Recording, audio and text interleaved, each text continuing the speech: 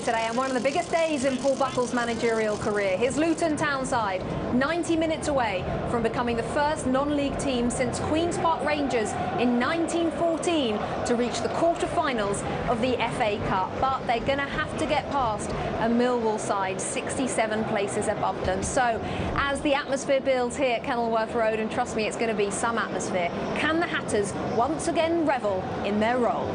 The underdog. The underdog. The underdog. The one that's at a disadvantage. The unlikely winner in a contest or struggle. Luton Town. Luton Town. Luton Town.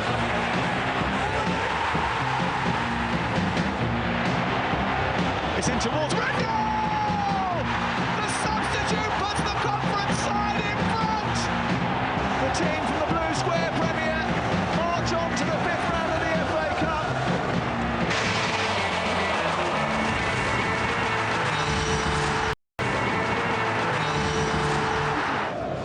Kenilworth Road is all set. The FA Cup runners-up from 59 meet those from 04. It's Luton against Millwall, non-league against Championship. This is the place to be this lunchtime. Can history be made? A place in the FA Cup quarter-finals for these players is up for grabs. Your commentators this lunchtime are Craig Burley and John Champion. A fixture with an infamous history and yet a promising present. The quarter-final of 1985 remains a scar and has come to be regarded as a turning point. But the reason that 10,000 people have shoehorned themselves into this antiquated stadium is that there's a genuine possibility that they could see Luton Town become the first non-league team to reach the last 8 of the FA Cup since Queen's Park Rangers managed it just before the outbreak of the First World War. A special day for 8-year-old Corey Davison on the left of your picture there. Luton's mascot, as he was at Carrow Road 3 weeks ago. Corey is in remission from brain cancer. They've come to know him here as Remission Man. And his mission is to cheer Luton Town on one of the biggest days in their recent history. But Luton have fallen so far, so fast, merely makes it an occasion for the locals to relish all the more.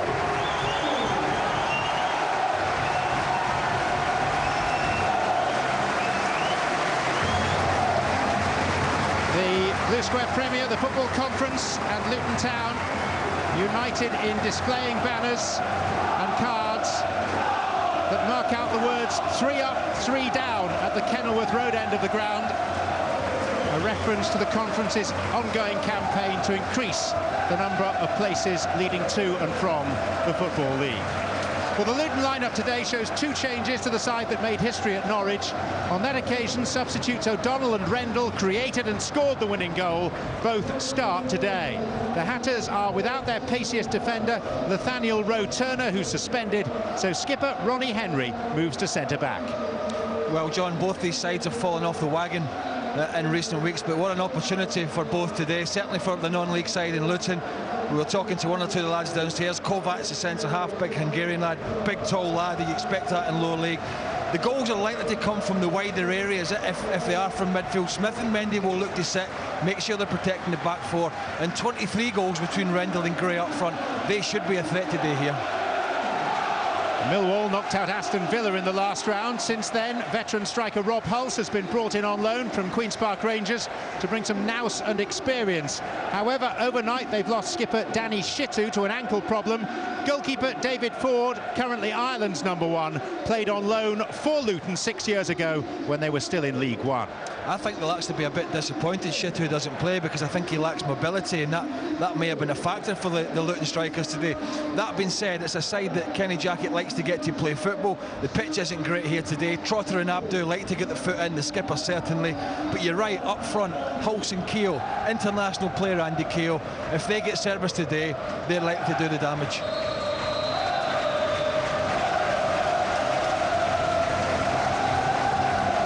It's a third big day this season for Paul Buckle, who has a lucky sweep before kick-off.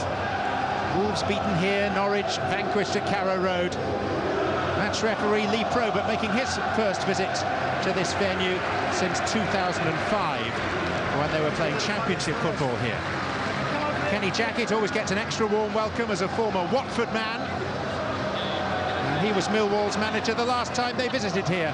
That was 5 years ago in League One.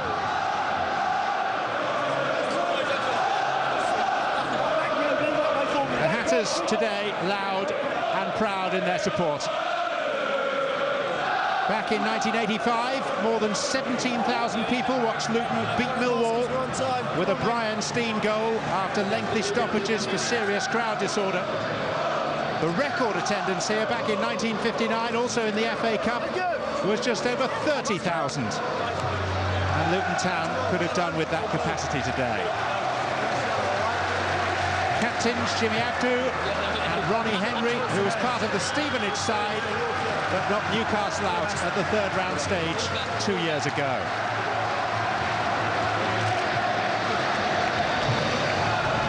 It is a mild day in this part of Bedfordshire. Luton's players were out on the pitch some 3 hours ago going through set pieces. It's been a case of winding them down as much as winding them up in the days building up to this game.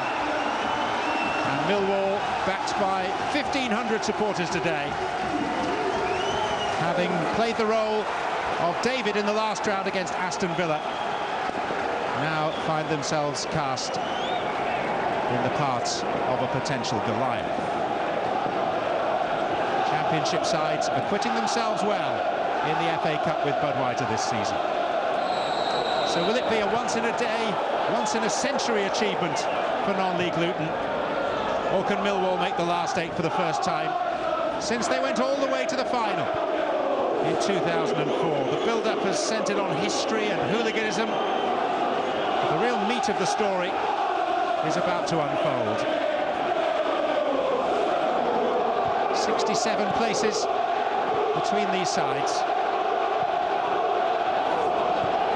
Yet they were playing at the same level only 5 years ago.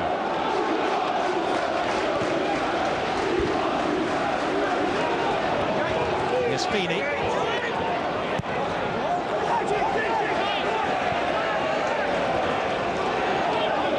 Clearance by Greg Taylor. Taylor, who played at left back at Norwich, but is having to play at right back today.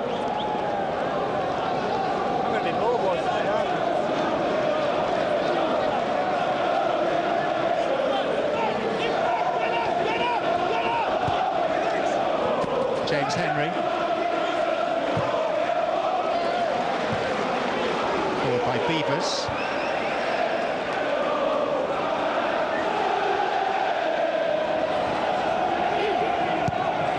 Kovacs, the Hungarian centre-back. Jonathan Smith. Alan Dunn ducks beneath the ball. Longest serving player at Millwall, the Dubliner. Unused substitutes in the 2004 FA Cup final against Manchester United. I think for both these teams today, John, it's an opportunity knocks, doesn't it? It doesn't come along very often, certainly not for a non-league side, but a great opportunity. And I think Millwall will see it as, and I was talking to one or two in the Millwall ranks in terms of the press ranks, they saw it as a bit of a disappointment in this draw because they wanted a bigger side. I see it the opposite way. I see it as an opportunity to continue, and I think if they look at it in that way, they've got every chance.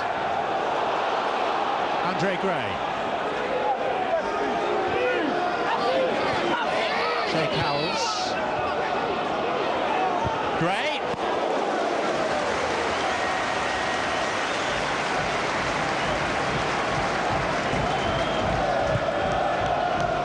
It's interesting there, Howells made a run from left back and Feeney didn't track the run at all. Had Gray managed to, but did get his shot away, it wasn't a strong one, but had he managed to spot the little reverse, then he was in. Off goes Hulse, and Hulse with a chance that he's pulled badly wide. First opportunity inside 3 minutes. Yeah, just got caught a bit square here. Kovacs, the big Hungarian defender, lets him get down the channel. Huge disparity in terms of the two centre-backs, and it's a scuff finish from Rob Hulse. He was under no pressure whatsoever. That's a really, really poor finish. Off the hook there, Luton.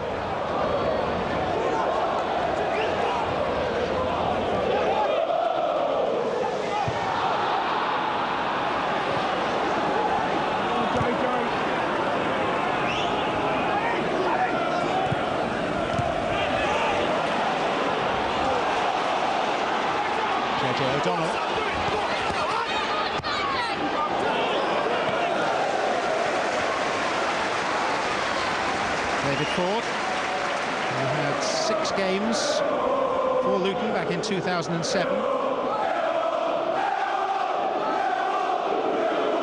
Praised by Giovanni Trapattoni after his display for Ireland last week.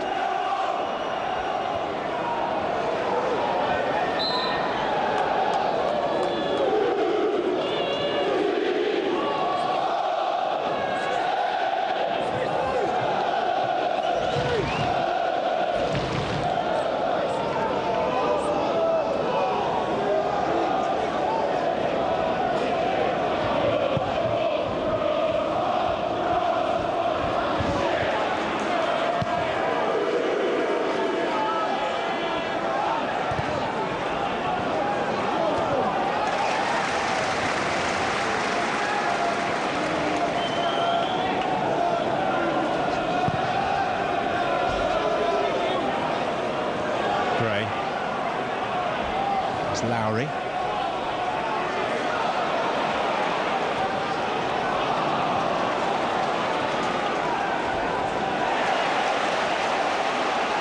O'Donnell.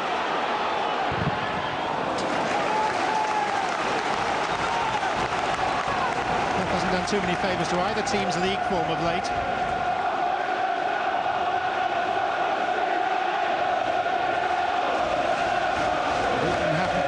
Conference since their victory at Norwich. Here's Andre Gray, though. Well, I know the lads talked about him in the studio before the game, Macker and Brian Steen, and he certainly has looked very sharp early on, getting away from Osborne there far too easily. He might have pulled it back to Rendell, who certainly did ask the question of Gray, but he does look a man on form. Goalkeeper Ford comes and claims.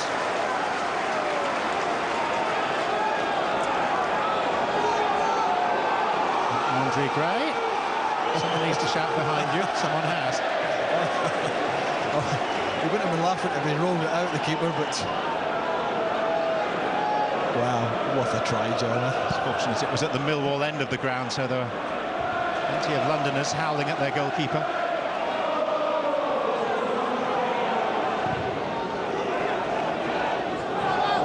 Pulse. Henry.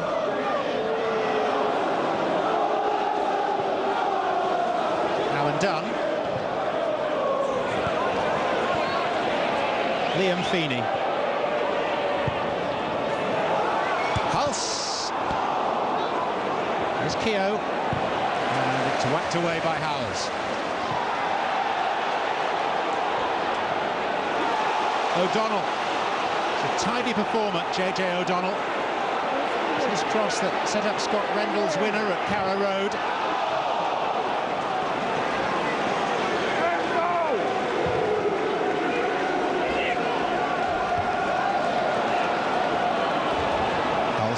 Keogh.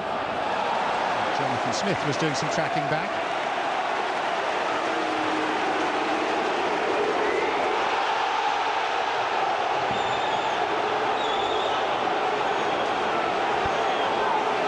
One or two disagreements. That was why there was a howl from the crowd.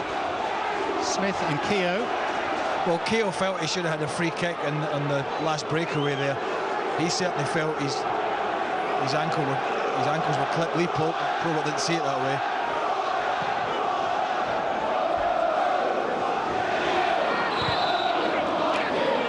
And Scott Rendell's challenge not liked by Lee Probert.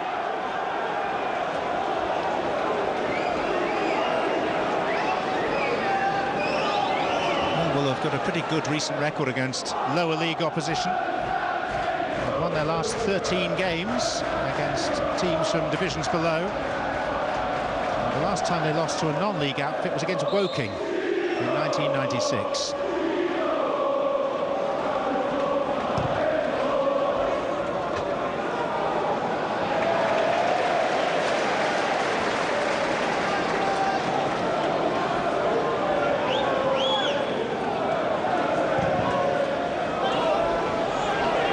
Osborne.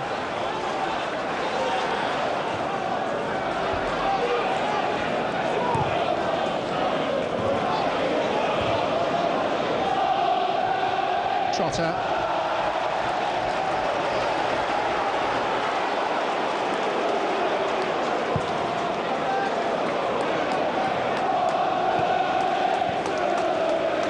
Kenny Jackett's getting a bit of verbal from some of the supporters in his vicinity. I did mention that he's a former Watford player and manager. Watford are Luton's biggest local rivals, or at least were for many years. I hope they will be again.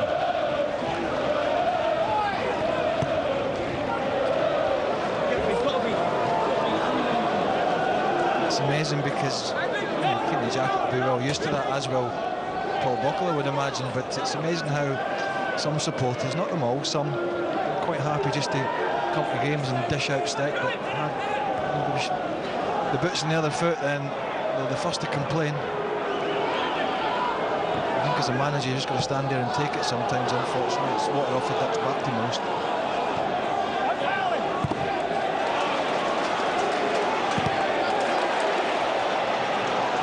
Lawless. By Beavers. What makes it even more surprising is that the only spectators near Kenny Jackett are those in the executive boxes. I often find they're the worst. That side of the ground, all given over to executives these days. It was the Bobbers stand, where the bulk of the crowd disorder in 1985 emanated. Well, Luton have started quite brightly, but I would say Millwall have had the best chance with Hulks, who squandered that. But they've got to be careful, Luton, because Andy Keogh is dropping into a little hole, and he's asking the question of the two centre-halves, Kovacs and Henry, do you want to come and pick me up? Because if the midfield don't spot him, they've got a bit of a problem. That's how the chance came about for Hulks.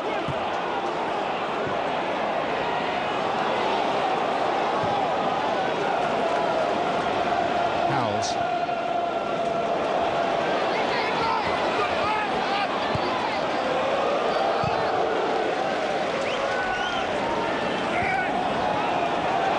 Kovac, he was a little slow, and Henry's in. Henry scores, and the Hungarian defender hangs his head.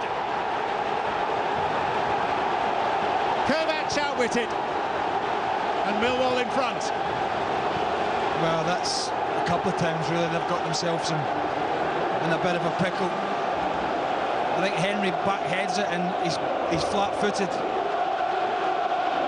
It's quite a simple finish in the end. It comes off his thigh, and why he's pointing behind him, I don't know. You've just got to go and clear that. Big centre-half, big up and downer. Don't try and control it. It's awful control, and a simple finish.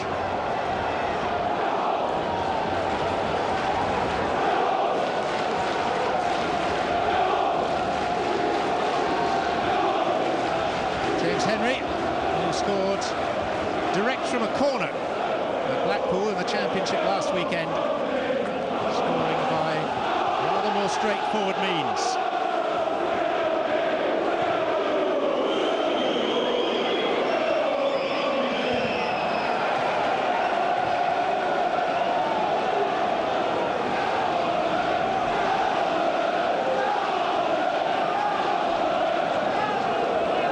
Done.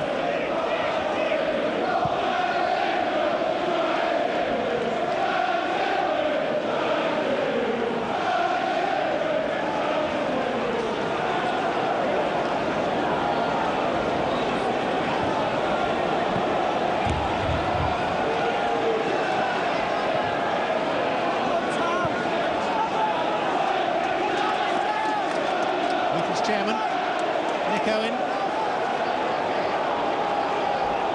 part of the consortium, the front man for it. And the club up by its bootstrings after a 30-point deduction on its way to relegation from the Football League in 2009.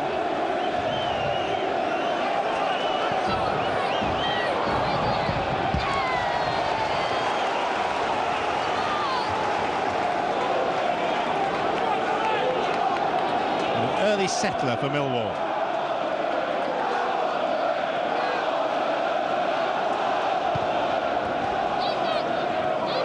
Howells. Mendy. Lowry.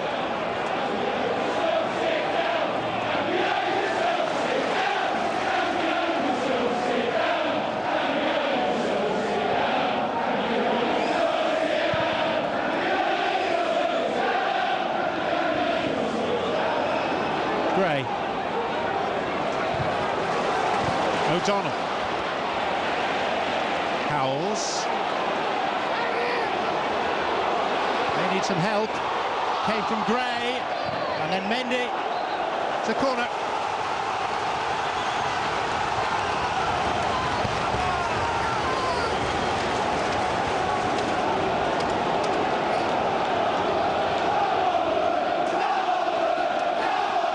Kovac up from the back for this. So's Ronnie Henry. It's Lawless with the kick.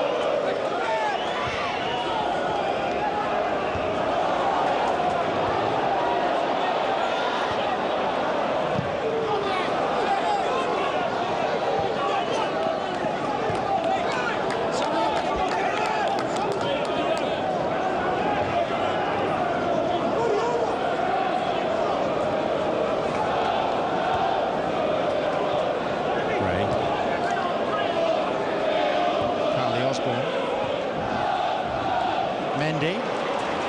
O'Donnell.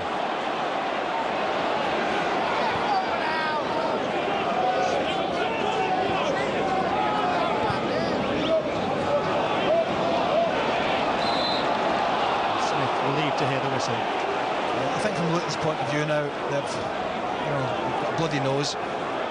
Could have been worse for them. They're just going to regain their composure. The pitch is difficult, as you can see. It's very bobbly, so it's who's going to adapt better. But Millwall look as if they're going to be quite tight to break down. If they can squeeze them out at all, getting Ward down the channels, getting Gray, down the channels would be, I think, something of a good move for them. They look sharp. Ronnie Henry. There's Mendy! And Kovac had a chance, and the ball was whipped off his toe by Dunn. Oh no, Mendy had the better opportunity. A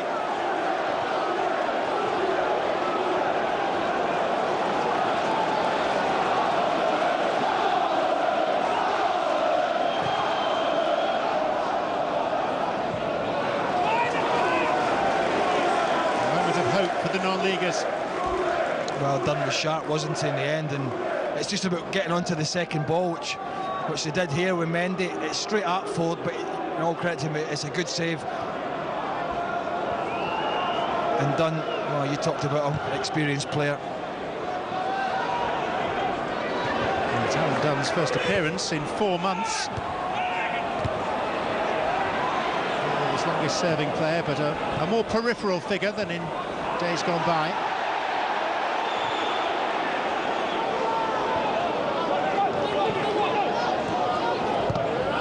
Going back to the goal, will regret the fact that their paciest defender, Nathaniel Rowe-Turner, is completing a 3-match ban today. They're worried that they might miss him. Here's Lawless, though. Taylor. Well, right idea. He just tried to stand it up for the back post, just didn't quite get enough purchase on it.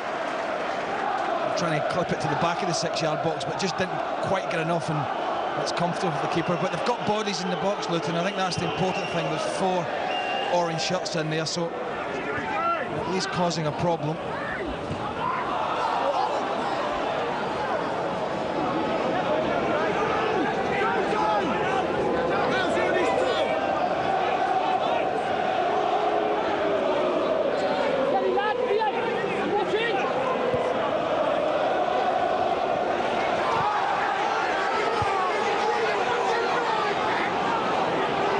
Trotter. Dunn. Osborne.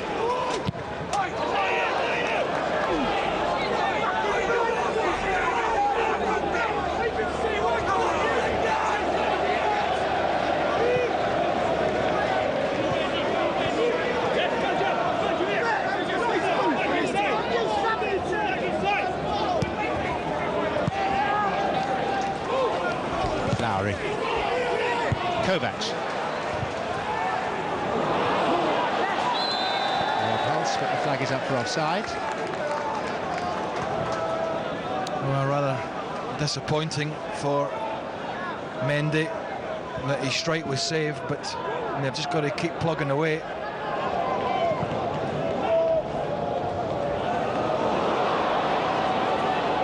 Doesn't seem to have dulled Luton's appetite for attacking football.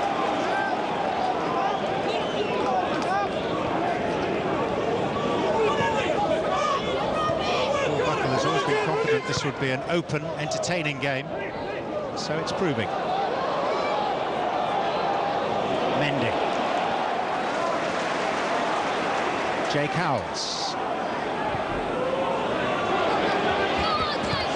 JJ O'Donnell.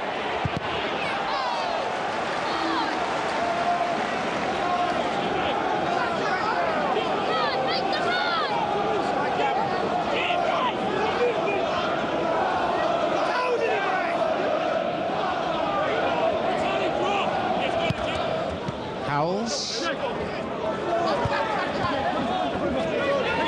O'Donnell.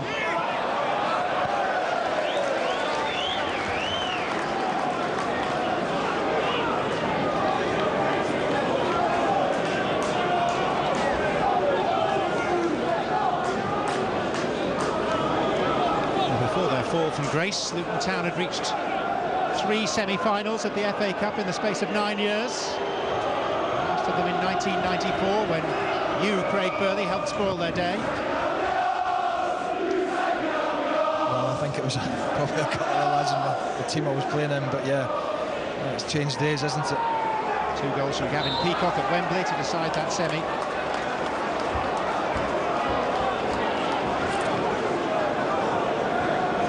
Players like Kerry Dixon were pulling on the Luton shirt in those days, and 1 or 2 others with considerable note. Lowry. Sent by Feeney.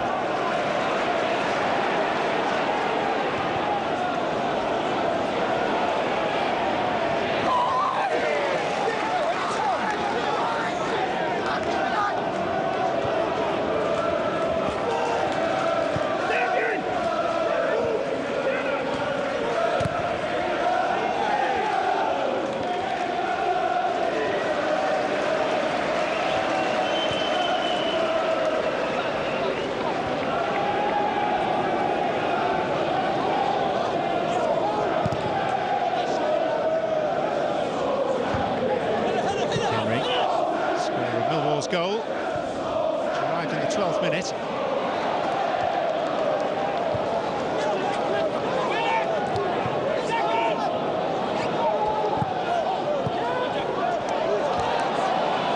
Liam Trotter.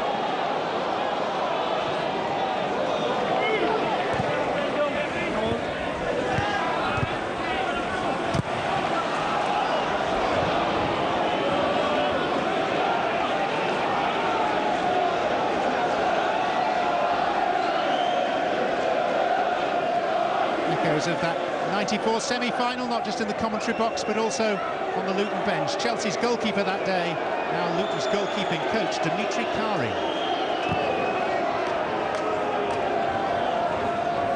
Yeah, he's been here a few years now, Dimitri. Couldn't quite stop the 4 goals from Manchester United in the final, if memory serves me right. No fault of his. Smashing fella.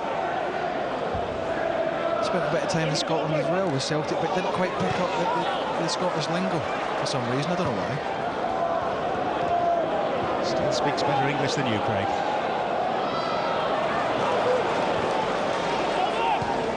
Keogh.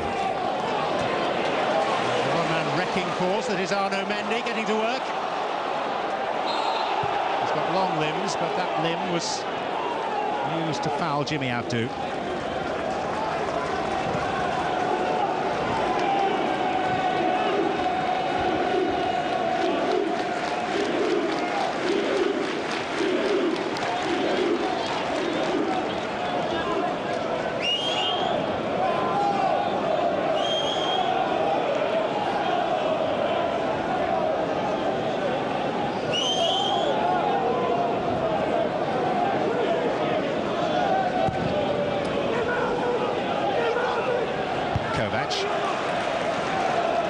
Trotter. O'Donnell. Andre Gray.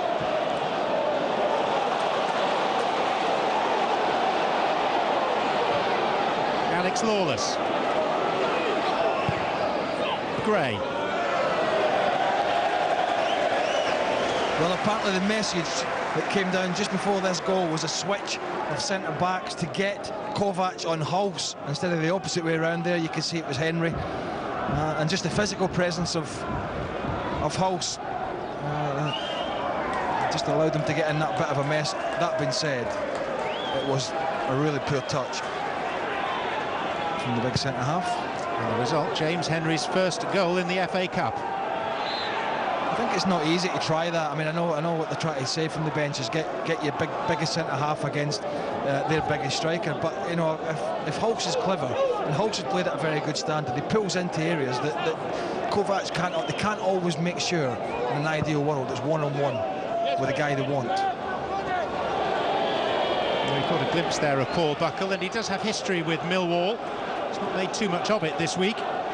Fear of being even more unpopular amongst the travelling supporters today, but he scored the first ever golden goal in English football against Millwall for Colchester United, and he also played in the last ever league game at the Old Den for Brentford.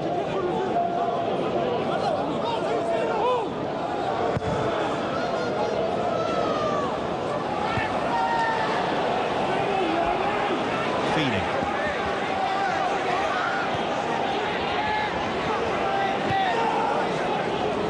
Dunn. Henry. Jonathan Smith lunging in. Henry up again. There's Rob Hulse who had the effort. Yeah, probably preferred it a little bit in front of him there where he could go and attack it with his head, but Henry, the goal scorer, does brilliant here just to get himself back on his feet. Well, two more live FA Cup ties to look forward to across the weekend. Tomorrow, Manchester City against Neil Warnock's Leeds United from the Etihad. And then on Monday night, across the city at Old Trafford, we'll be able to watch Manchester United take on Reading.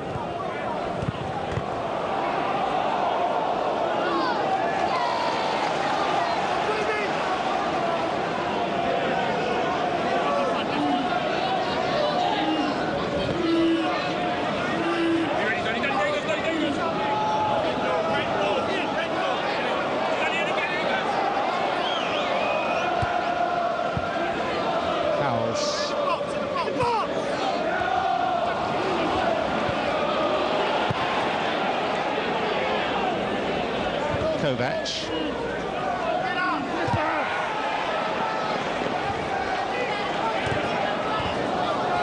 O'Donnell. Gray. Now he can run at Osborne. John's tenacity forced him to check, but here he goes again. Jonathan Smith. Jake Howells. Rendell. Top of Henry's head. So it's a Luton ball. Well, certainly Gray is the man for Luton at the moment. He looks the most likely. I actually felt when he picked it up there, he could have taken it down the outside of Osborne first time, John. Because I think he's got the pace on him, but once he came inside, that helped Millwall. He just ran into bodies. So he looks quick, Gray. Greg Taylor with the throw. Hard to get a run up at this ground.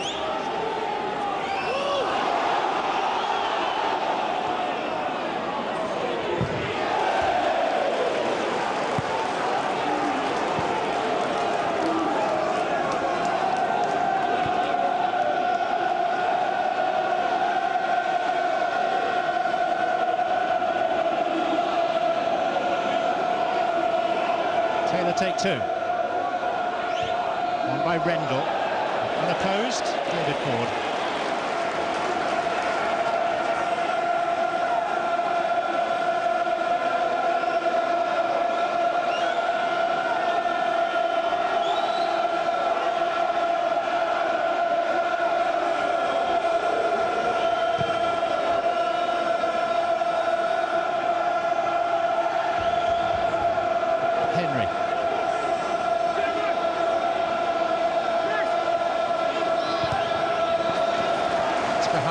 Taylor. The ball has landed in the guttering on the fascia of the Kenilworth stand. It won't be coming down anytime soon. Just above the word Malaga.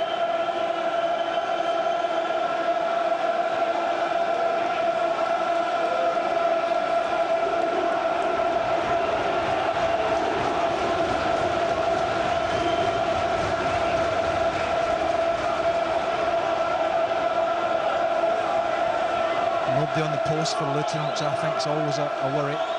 Henry. Lawless. Ooh, that was unfortunate. Cooney swung and tried to volley the ball and kicked Jay Cowles instead. And no real well, you've got the throw in now, but there was no real advantage at the time.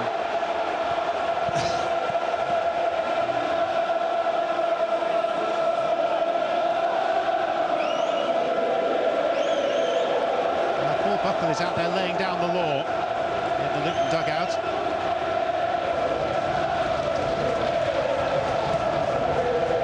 Don't lose many at home. 3 defeats on this ground in 18 matches this season. The most high-profile victims here at Kenilworth Road, Wolverhampton Wanderers in round 3. Here's Gray. Arno Mendy. O'Donnell, steered away by Beavers. Keogh. Miles did well for Luton. O'Donnell.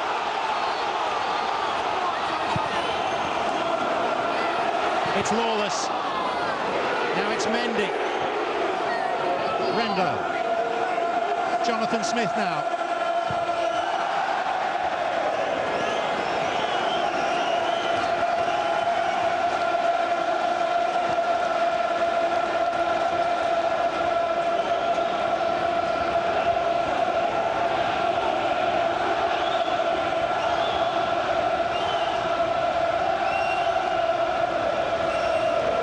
At least this one's come back,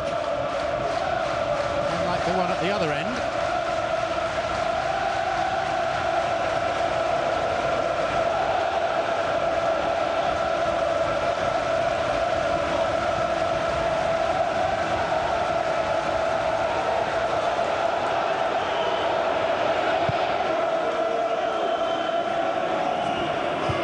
Luton taking a break this weekend from being the most prized scalp in non-league football.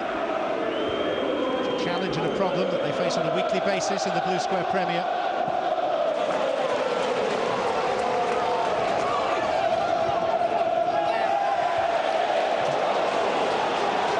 I think there's no doubt Hulse has got the measure of the two centre-backs in terms of the physical battle at the moment. Even when they have put Kovac on him, he's still beating them in the air, which is giving them a real problem if they get people running off him and in and around them.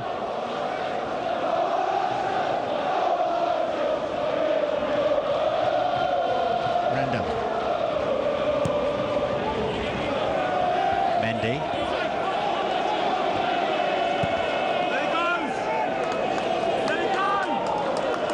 The centre-back has been something of a problem for Luton. Not only is Rowe Turner suspended, they signed the doughty old Southampton and Stoke centre-back Wayne Thomas with a view to him playing today. At his most recent club, Veria in Greece,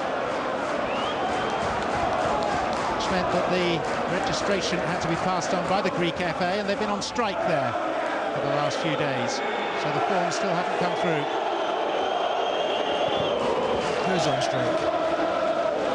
The Greek FA. Well, if the FA go on strike, what chances are for the rest? Goodness me. Things going smoothly over there then?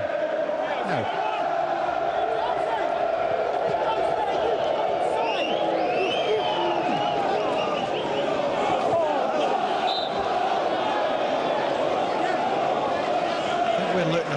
joy, and I think he keeps looking for it. Gray is in between Dunn, the right back, and Osborne, that little channel between right back and centre half. He's managed to get down it a couple of times with his pace. I think it's an area, if they can get him in those little channels, whether it be right or left, that I think he will cause the two centre backs problem. The two centre backs are big and strong, but they certainly don't look the most mobile. He does look nippy, he does look Luton's biggest threat. It's just about whether they can get enough service and the right service up to him.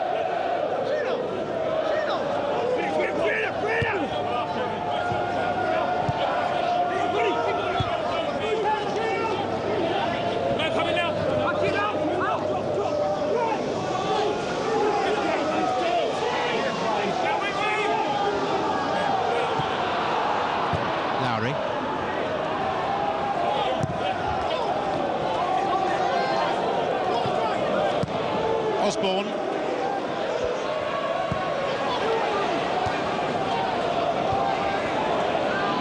Abdu, it's Feeney.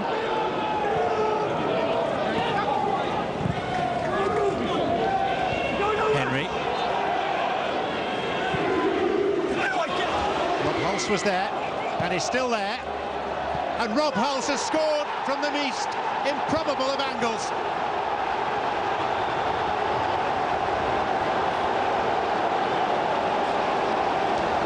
It's his first goal for Millwall. That's good work again from the scorer of the first goal, Henry, coming off the left side, making that diagonal run, and really stands a very good ball up to the back post. And we talked about Hulse. I think Paul Buckle's obviously not stopped talking about him on the bench because of his physical presence. He's caused them a problem from the first minute of the game. And okay, he's not trying to head it there, but you've got to say it's a brilliant finish. I mean, it really is. I expected him to get on and bullet that in after getting on top of Taylor, but it's a super pick out, and it's a mountain now for Luton. Well, this season Millwall have dispensed with their two top scorers. Chris Wood opted to join Leicester City. Darius Henderson departed too. So they turned to Hulse, borrowed from Queen's Park Rangers to provide some experience and the odd goal. And he's delivered here with his first for his new club.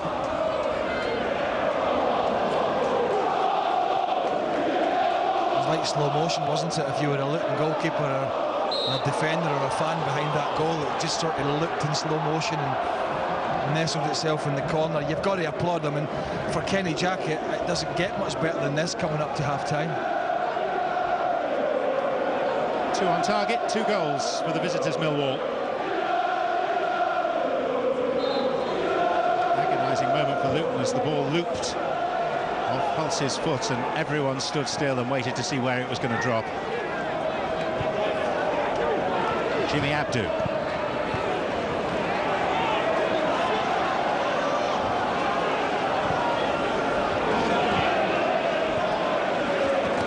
Hulse has been around a bit, as they say. It's cost nearly £6 million in transfer fees down the years.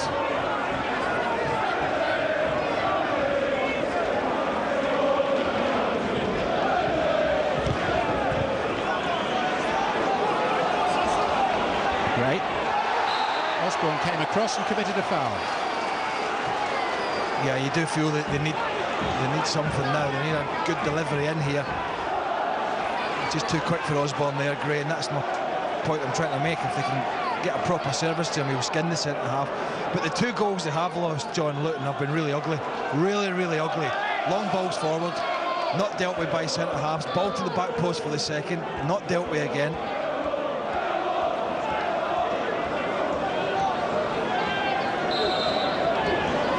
Lawless. O'Donnell. By Trotter, there's a blow to the head. Rob Hulse, who is down.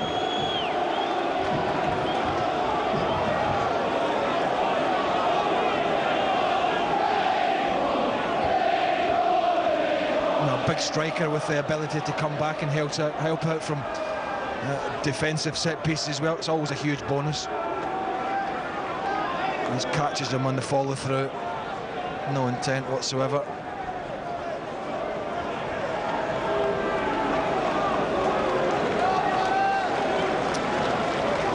Luton following in the footsteps of Colchester, Yeovil, Blythe Spartans, Telford, Kidderminster and Crawley.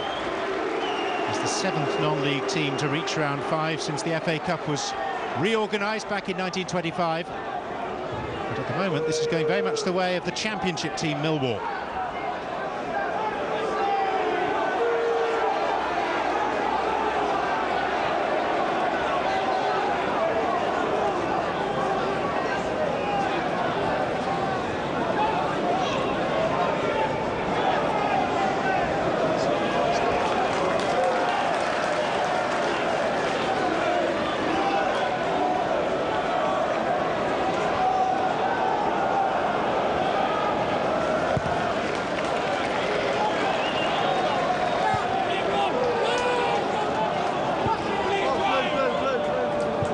Slightly more possession from Millwall, but not miles, not chunks, and I think the big difference has been is they've carried a bigger threat up front, or certainly they have with Hulse's physical presence, and the two centre-halves haven't really been in tune and haven't dealt with it.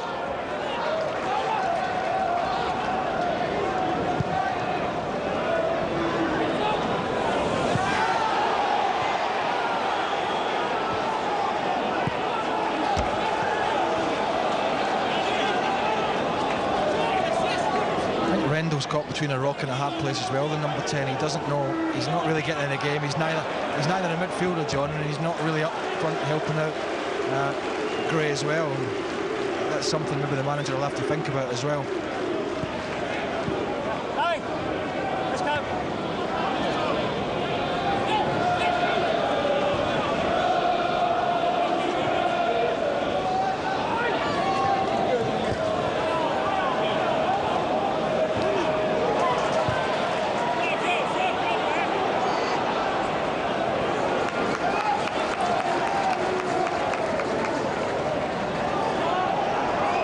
Contrasting goals, 24 minutes apart.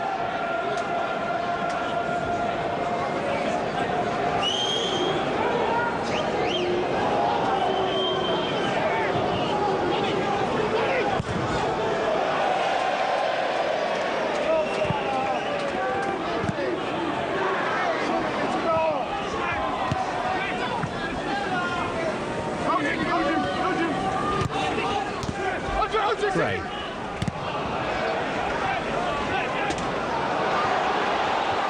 Keogh is set off in hot pursuit of Kovac. And he's had a throw. Well, he took an edge getting to Kovac, and I think that was part of the problem from there. That's why he was under pressure. Just little things for Luton that, I don't know, don't see much of the conference at all, whether they get away with that kind of thing. And they're trying to do it today, but you've got to be a bit, when you're playing somebody from the Championship and a better quality player, you've got to be sharper in mind. You've got to do things a bit quicker. You don't get the same time as you step up the divisions.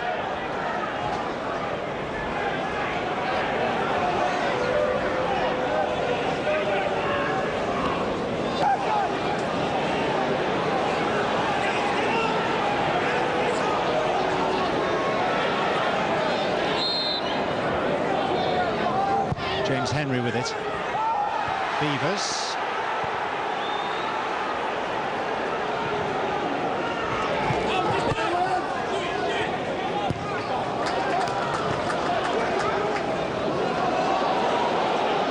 Abdu. Henry.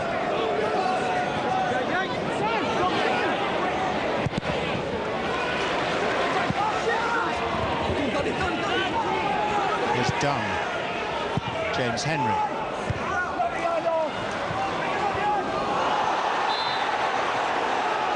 Probert objecting to the challenge of Lowry. Yeah, he's won it, but his left arm's up. It's way up, and clatters into Lawless. And just watching the left arm comes flying up there. Wins the ball, but takes the player. Some will say you need the left arm for, or both arms for leverage. Lawless.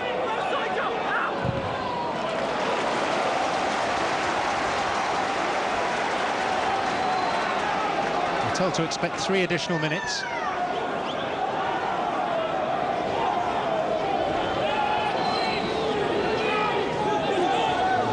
Holding back here, Taylor, waiting for Kovacs to arrive. Smith, she's not very well if Luton can get the ball towards the giant Hungarian. Gray, Jonathan Smith, Arno Mendy, Howells, Kovacs offside, cleaned out nonetheless by the Irish goalkeeper David Ford. He was having it whether the linesman's flag went up or not by David Ford, who's an international goalkeeper. He's played for the Republic of Ireland. He's well offside. That's a no-nonsense clearance. Ford has gone up to confirm those 3 extra minutes.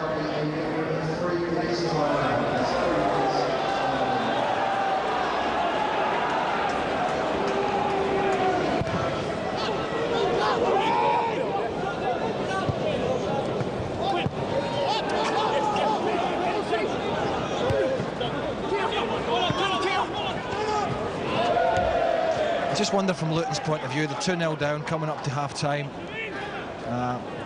They might as well throw some caution to the wind second half. Whether he makes some changes or not, I don't know. Well, there's one for Gray to chase. And there are 3 in the centre for him, and they'll be supplemented for the corner. Well, that's what I was going to say. Maybe pushing Rendell a bit further up, and just at times sent to Gray, go and run the channels. Stick it down both channels, turn Millwall, pressurise them and squeeze up behind, because they haven't had too much joy playing in front of them. And maybe Gray and Luton will have to drop. Howells. It's a better corner. It's Kovacs who came in as an awkward angle. He's headed it back the way there, I think, Kovacs. It certainly seemed to me he was in a great position. Feeney, Keogh. Cross came Howells. But it was Kovacs that had the main opportunity for Luton. Well, it would have been the perfect tonic coming up to half-time. Gets away from Osborne. And it's just behind him.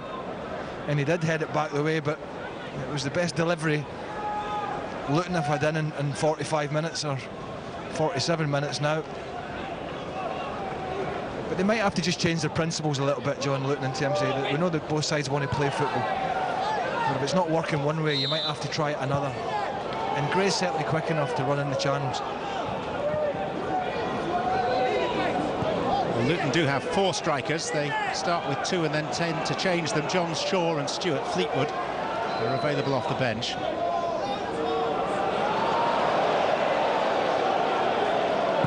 Henry. Kovacs.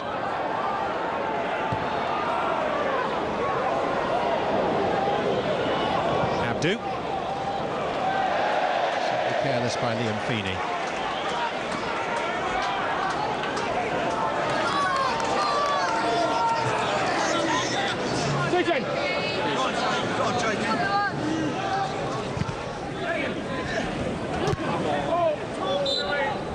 There's half-time. 2 goals despite plenty of good Luton play, both scored by Millwall. Henry first, Hull second, Luton 0, Millwall 2.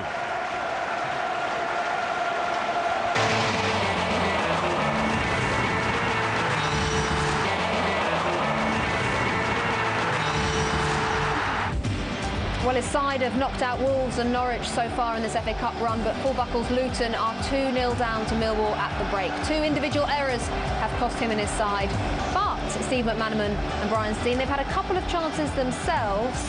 Arno Mendy, not long after Millwall went 1-0 up even. Should have done better? No. Well, it was on target. Very good strike. You know, it was just unfortunate that keeper was in the right spot. Anywhere else, that goes into the net.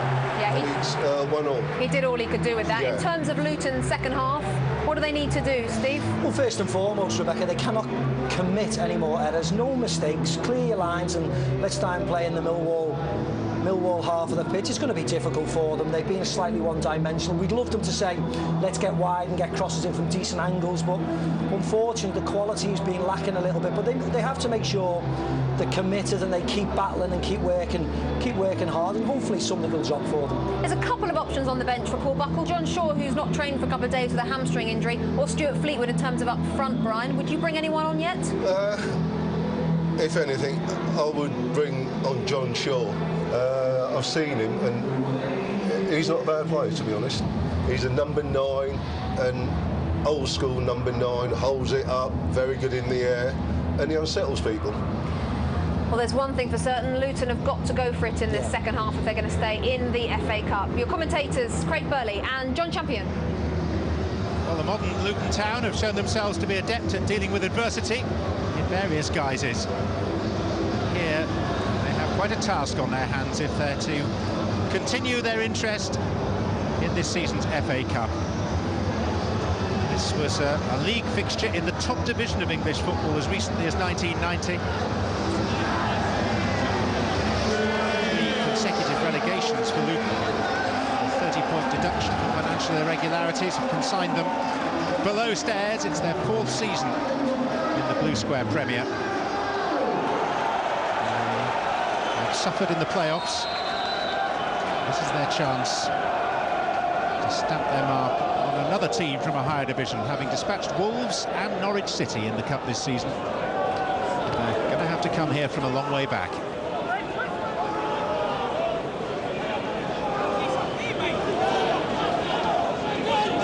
Sun making a welcome, if slightly watery appearance overhead. It's Howells. Smith.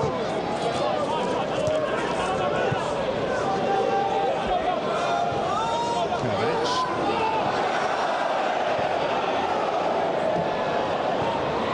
Mendy.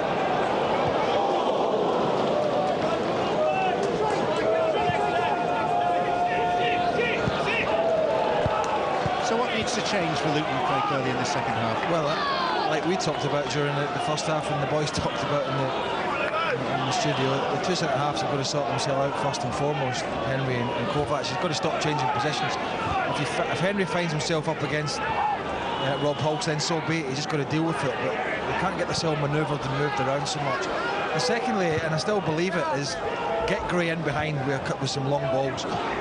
As Maka was saying, it's that in an ideal world you get it wide, but I don't quite think they've got the players at the moment. So I think if Luton want to get back in the game, they've got to get it in behind the full-backs, let Gray chase it, squeeze the game from there, and try and pressurise Millwall.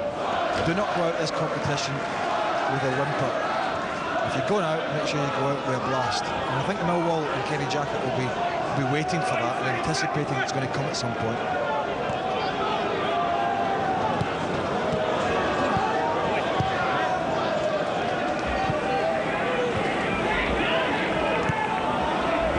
Abdu.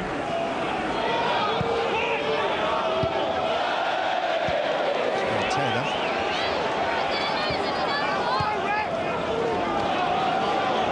Lowry. Howells.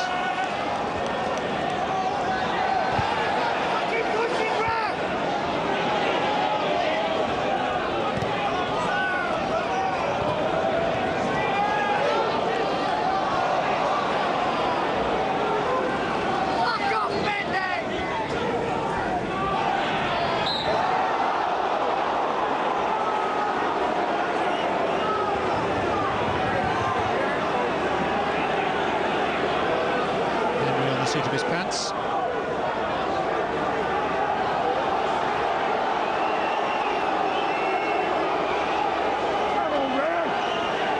Apologies if anything you've heard from our effects microphones placed around the ground has offended you at any stage. We're pretty sensitive.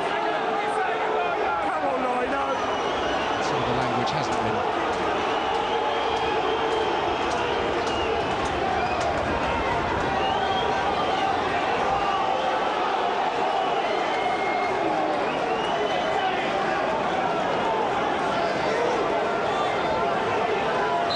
Angle for James Henry here. The giant Mark Beavers with the header.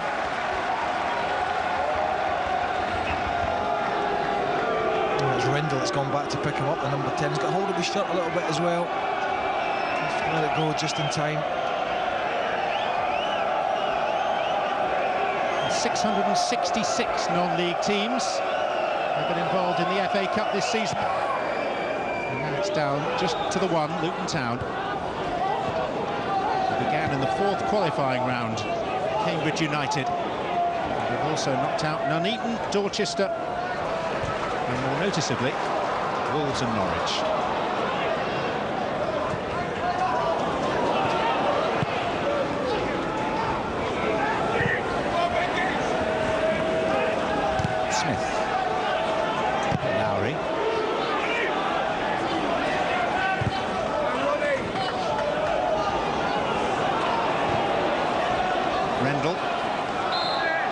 Luton free kick.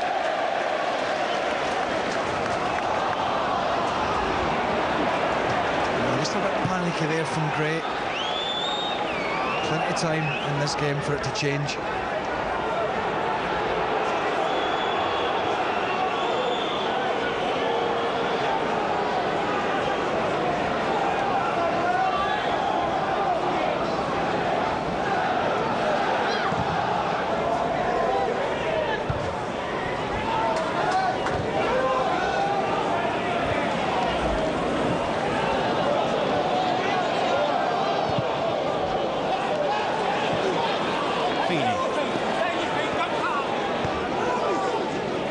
Done. Andy Keogh. Alan Dunn again.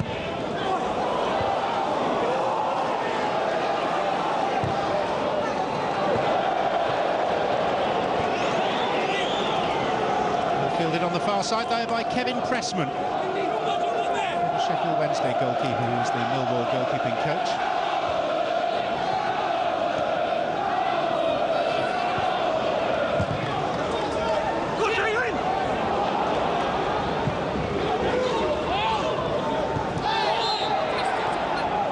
Penalised.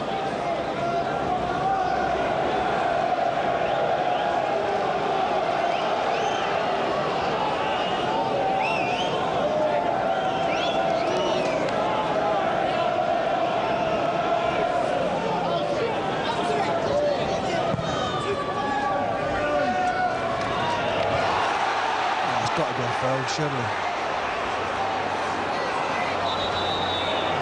Deemed to be such. Player's only been stopped now because there's a blow to Scott Rendell's head. Is he, or is he given a free kick? Is the assistant on that side spotted it that Lee Probert didn't? I certainly felt Rendell should have had a free kick. He looked sandwiched between two players for me. I mean, as he goes down, it hits him in the face. But how can that not be a free kick? You've got one in front. You've got a centre-half Beavers pushing him.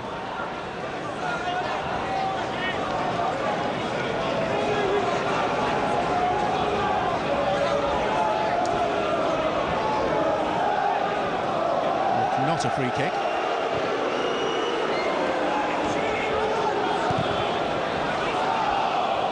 There's Alex Lawless.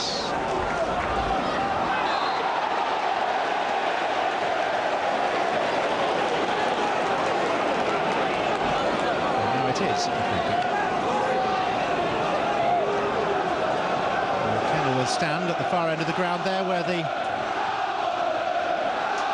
vocal Luton supporters are housed. There's a pocket of them in the main stand behind us as well.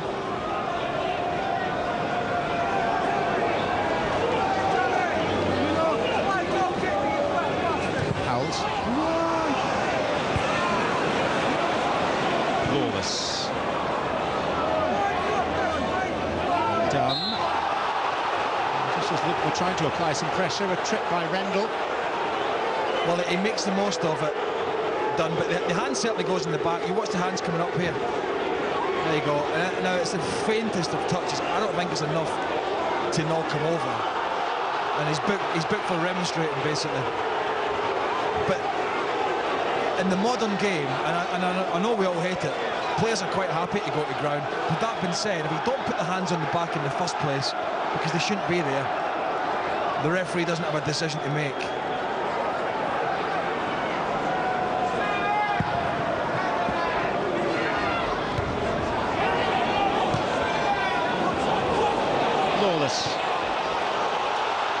Gray on the chase. Goalkeeper was right on the edge of his area, kept his arms out of the way, came off his chest. Yeah, that's what I'm talking about. Get Gray in behind, stick it in behind the full-backs, the centre-halves, let them run onto it. ask questions of the goalkeeper in his starting position.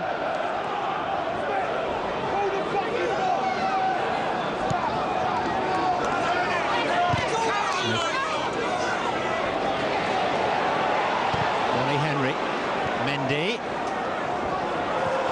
He chose to dally on the ball. That's Millwall, who think they might have had a free kick. Nothing doing. Gray, corner.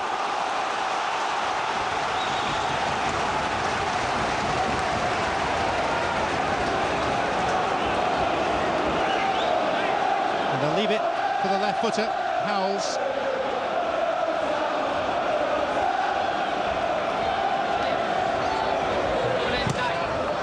With it, and Kovac. I tell you, Beavers was all over Rendell as well, just on the 6-yard line. Almost on the rise from the big centre half, looking to make amends, isn't he? He was caught cold from being fair to him in the first half.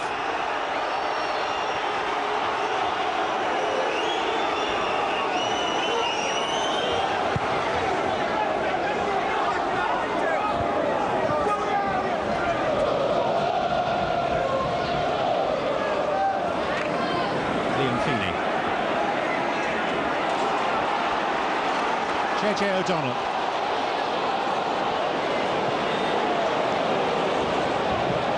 Just got to pick his head up there, J.J. O'Donnell. Well, better spell for Luton Town. Obviously winning their way back into the match. This though is Keogh. It's Ronnie Henry who clears. Grandson of Ron Henry, part of the Spurs double winning side of 1961.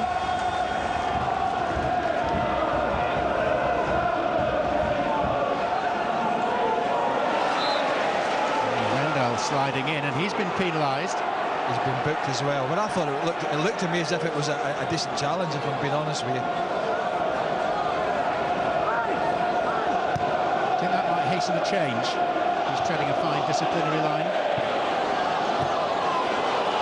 Gray taking on Carly Osborne, but Abdu's back covering. Yeah, good midfield play by Abdu there, just making sure he was the cover man. Smith. Osborne. And sticks with Keogh.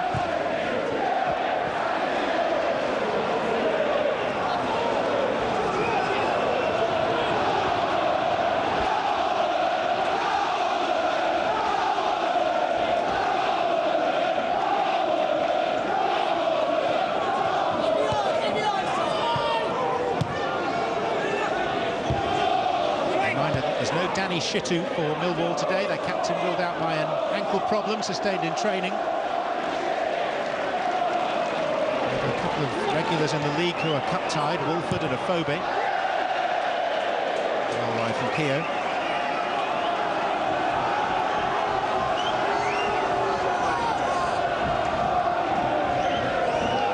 This just the first of 3 live 5th round FA Cup ties on ESPN this weekend. Tomorrow you can enjoy with us Manchester City are taking on Leeds United, and on Monday night from Old Trafford we'll have Manchester United against Reading.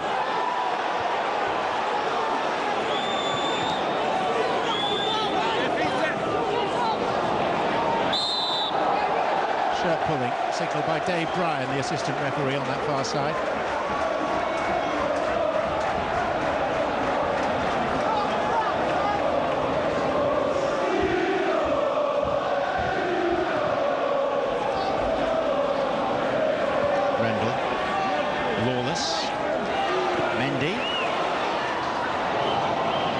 Taylor, Lawless again. Just that final ball again, isn't it? From a very good area with options and plenty of bodies forward. The risk they're going to have to take now, Luton. Keogh. Millwall coming into this off the back of 4 consecutive league defeats. Very good win in the last round against Premier League Aston Villa.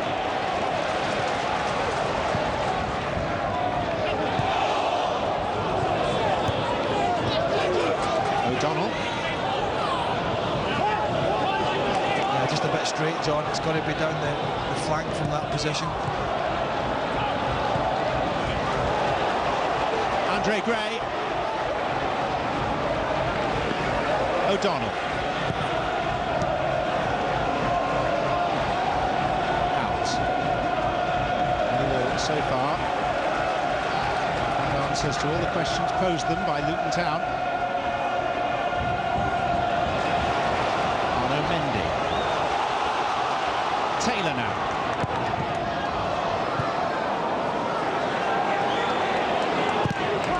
Good block by Lawless.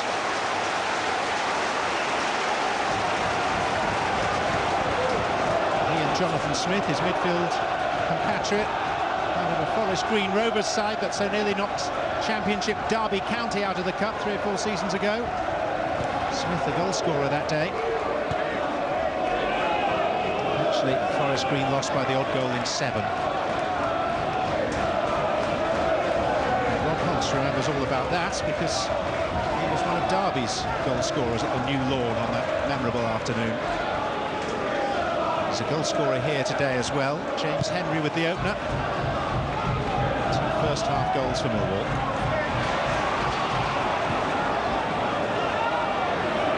Henry coming in too strongly on Andy Keogh. We're not happy with the taking of the free kick. Yeah, it was there to be won actually because we got wrong side of him there. He didn't realise he was coming, Keogh, but he barged him. He actually barged him, Henry, out the way. Substitution in the offing for Millwall. Danny and Gesson is getting stripped and ready on the far side.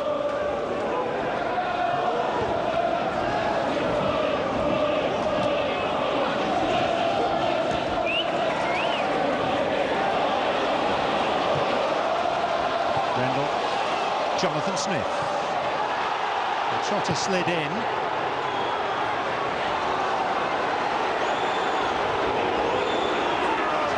Taylor tried to cut across Henry's path.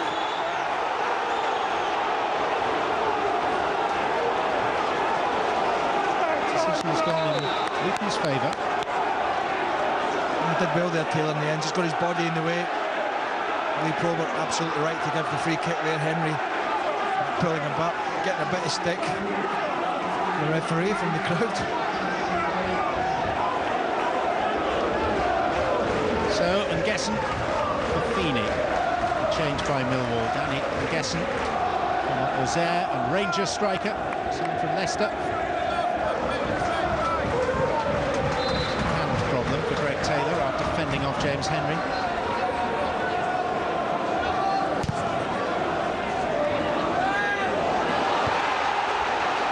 Smith. Sees Gray making a run, and he spotted him too. Well, gets wrong side of Lowry here. It's a brilliant ball. Great run. Poor touch. A gift. A real gift there for Millwall, and what an opportunity spun by, I think, Luton's best player.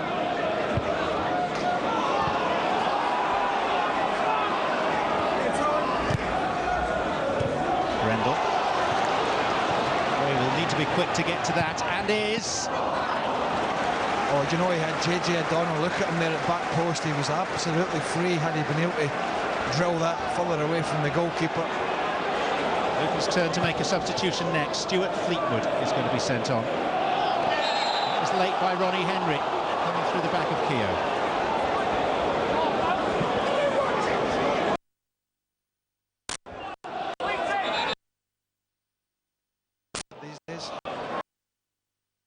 He's picked himself up, brushed himself down.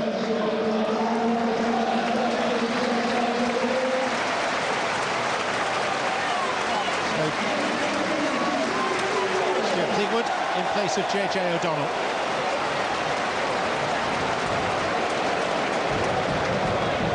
Luton have 3 strikers on the pitch.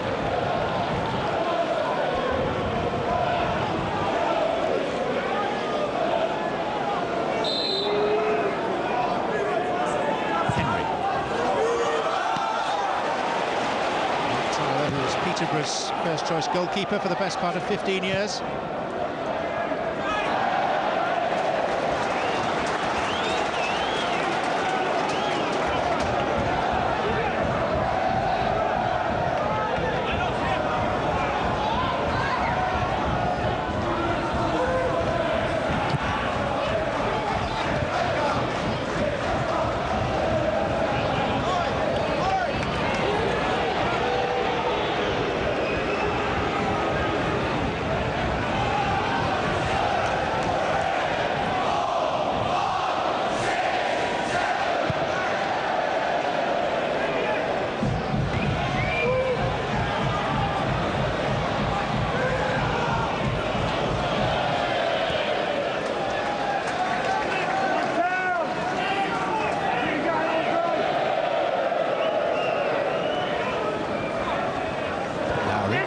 trotter. Henry.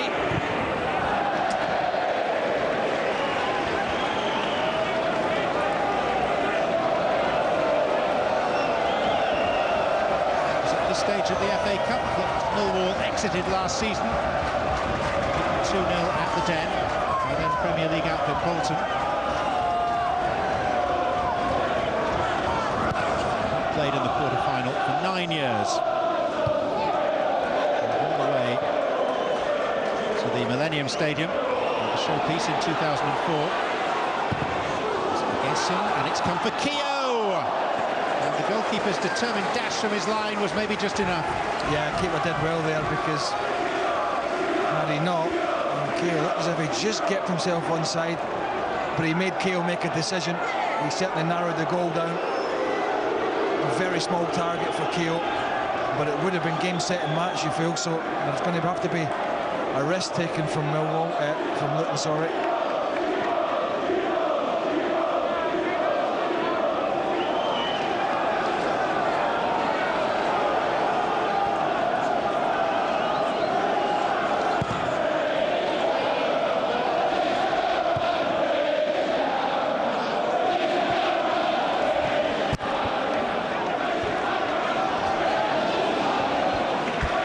I felt Rob Hull should have had a free kick there. Kovacs just climbed all over the back of him. Millwall bench weren't particularly happy either.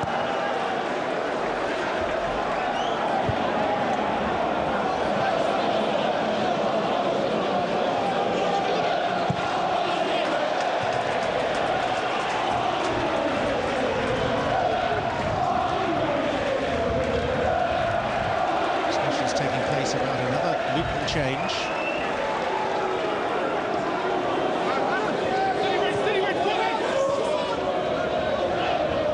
John Shaw, the striker, is involved in those conversations. That's Ronnie Henry.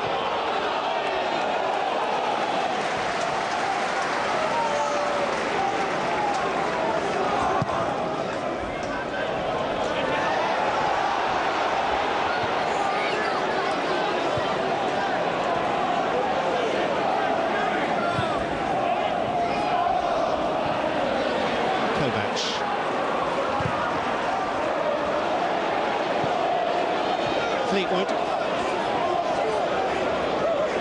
Now 3 in the box, becoming 4 now.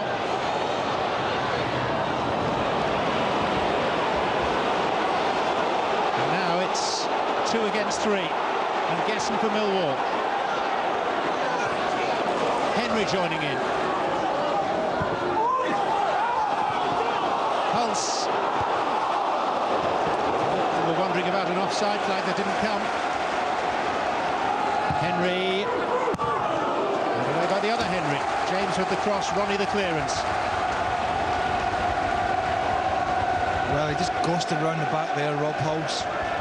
Whether he was offside or not, certainly Kovacs was unaware of his presence again. He realises at that point he's behind him. He's not offside, and where the big foot has gone, I don't know. He's walking into and waltzing into no man's land there. Striker for a midfielder. Shaw for Mendy. So all 4 of Luton's strikers are now on the pitch.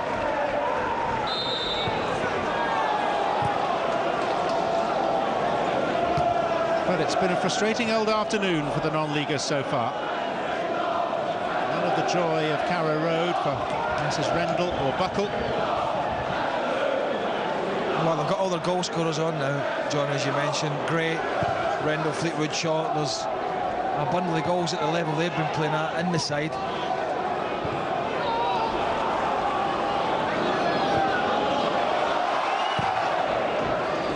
Time to start thinking about a potential Budweiser man of the match. It's your decision.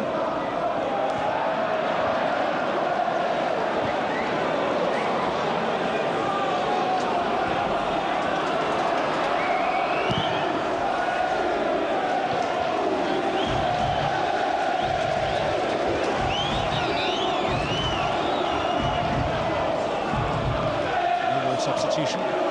John Marquis, the late winner against Aston this round. And he replaces the man whose goal certainly enlivened the first half. Very adroitly taken by Rob Hulse. Well, I think Kenny Jackett, if you take his goal out of the equation as well, I think he'll be delighted with Rob Hulse's performance today, just how he made such a nuisance of himself.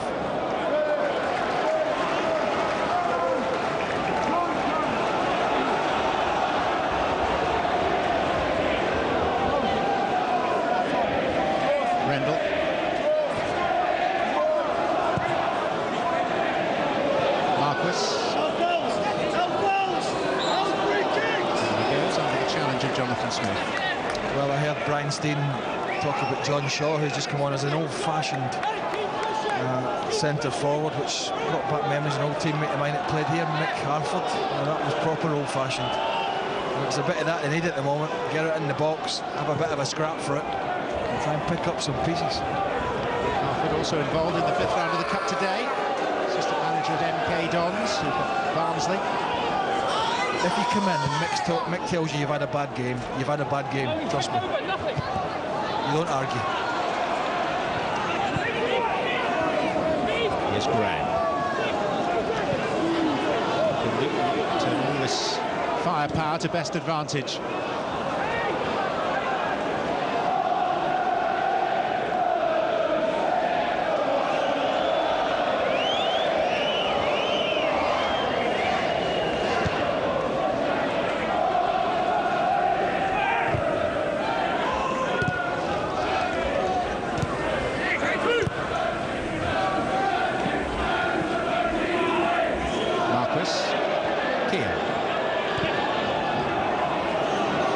Trotter, inviting the fullback Alan Dunn forward.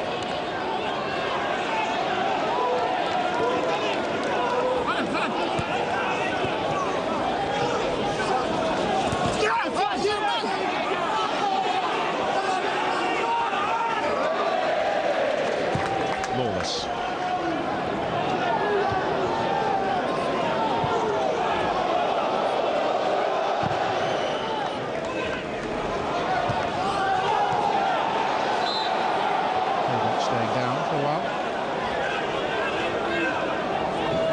Dally over anything. Well, what they've done now is they've got Fleetwood on the left, they've got Gray on the right when it's an open play, and they've pushed Shaw and Rendell through the middle, so they've got pretty much got options. Whether they can get it up there often enough.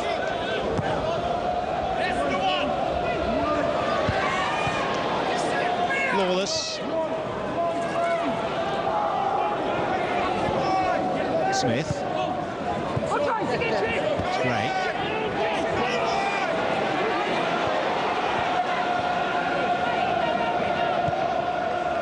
Shaw.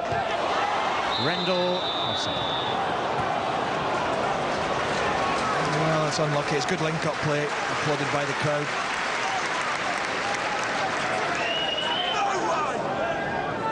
So plenty for Millwall to smile about so far. Early goal by James Henry, the lead double by Rob Hulse. 2 up after 36 minutes, and it stayed that way. Yeah, I think clinical and professional, John, would be the analysis of Millwall at the moment. There's still time for that to change, but with the likes of Keogh, who just does some little things in the game that you can just tell that little bit of quality apart. I mean, he's played 20-odd times for the Republic of Ireland. He's an international footballer, and at times you can see it. Scored against Germany earlier this season. Unfortunately, Germany had scored 6 at the other end.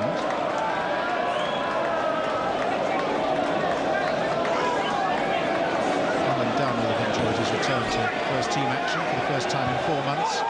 He's looking for Keogh. It's a really smart save by Tyler, who then has to go again.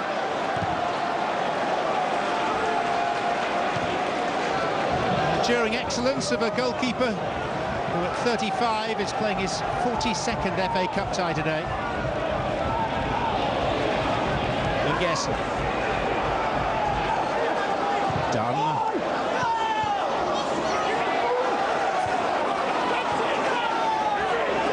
Henry. Easy as you like, or at least it should have been, for Andy Keogh. Well, absolutely should have been game, set and match here. Again, that back post is a problem for him. Again, it's Kovacs is off the back of the full-back's not quite around in tune either. Henry, who's had a very good game, I think, in a lovely spot, and well, that's probably about the easiest opportunity Andy Keogh's had today. I think he's made it look the most difficult.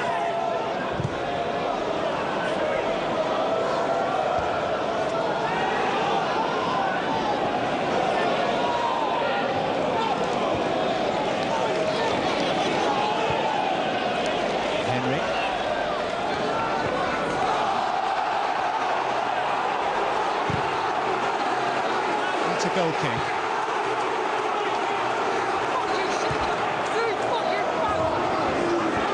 Luton are to prolong their FA Cup odyssey beyond today. They've got a quarter of an hour in which to turn this game around.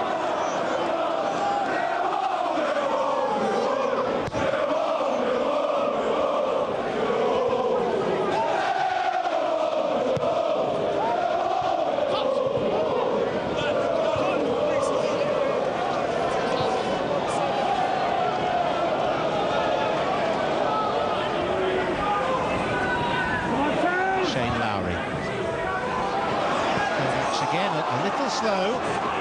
Marquis discomforting Ronnie Henry. Goal kick given. Yeah, Kovacs is waiting on it, and he doesn't see till the last minute Marco's running across the face of him, because his body's in the I think the boys are chatting about it at half time. His body's in the wrong position.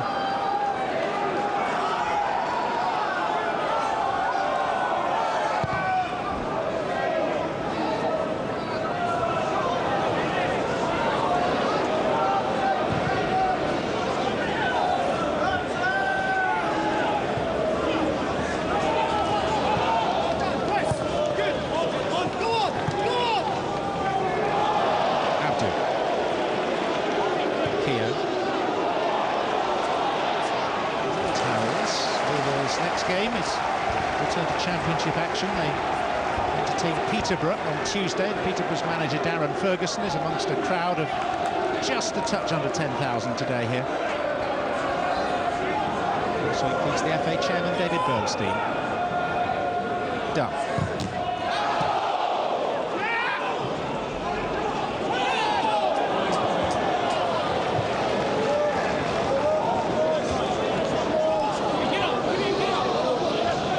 It's rather unique in that far side, the way they kind of stand in a corporate area that we built here at Luton. Different.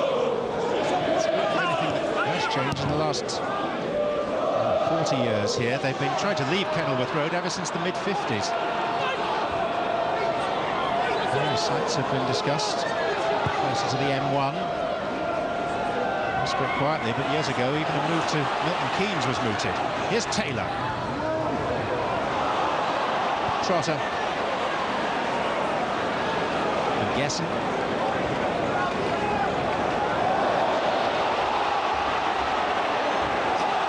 That's a foul by Lawless.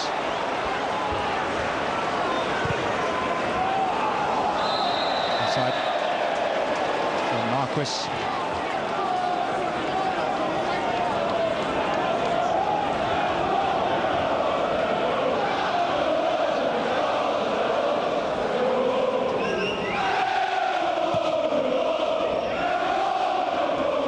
Rendell. And done.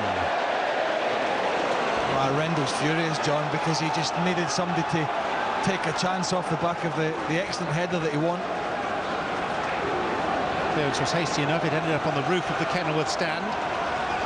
This one has come down, unlike one in the first half. Still up there. Howells.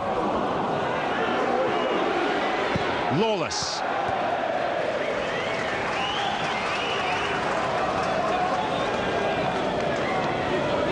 He bagged the winner against Wolves here in round 3. Rendell, the hero at Carrow Road 3 weeks ago. And still the first half match ball located somewhere north of Malaga.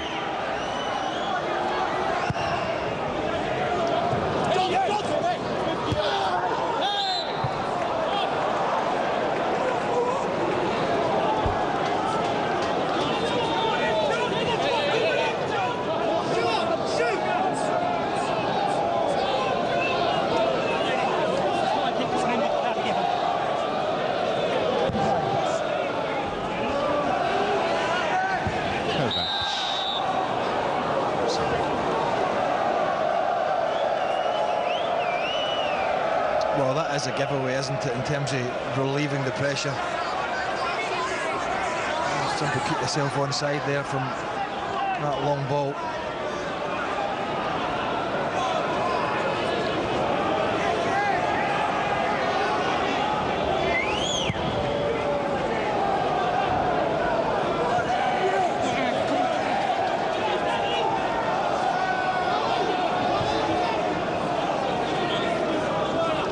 Millwall reached the final in 2004. Managed to avoid Premier League opposition all the way through until they ran into Manchester United in fine fettle in the final itself.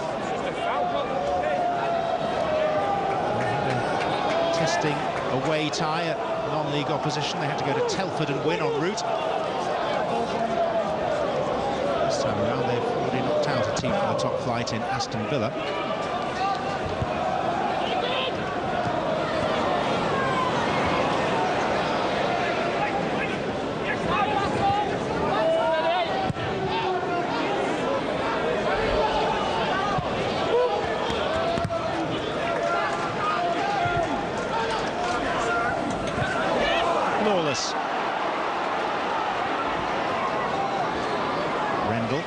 Lawless again.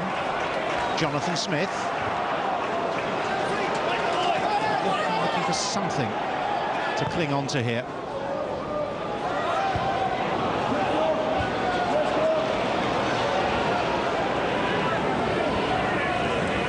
Millwall have approached this tie in the manner, the spirit that Kenny Jackett, their manager, would have wished them to. Shaw. Fleetwood. Creating an angle for himself.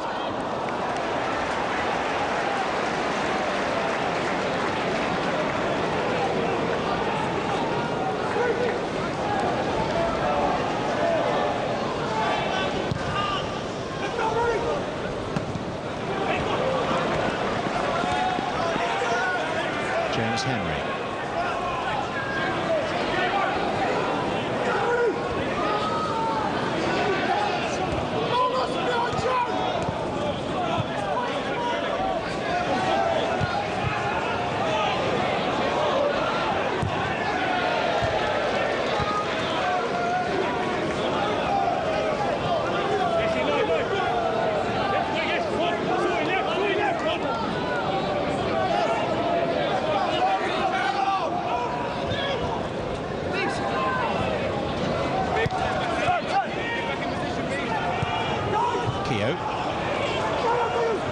Henry. Liam Trotter. James Henry.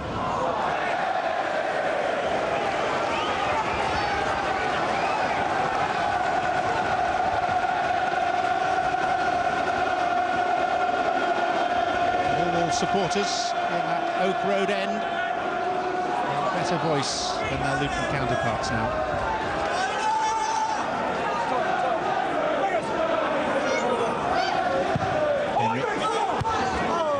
Was arriving.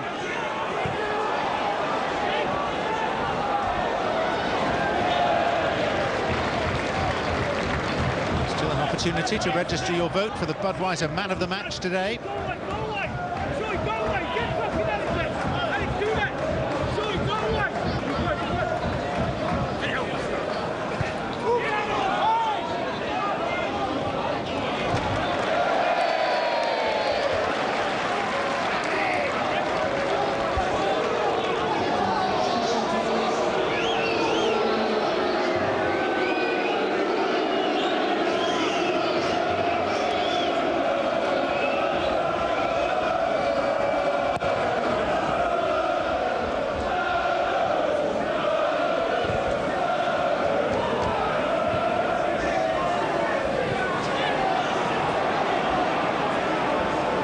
Done.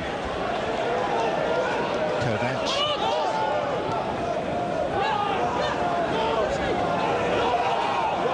Lawless. Still plenty of eagerness from Keogh. Trotter.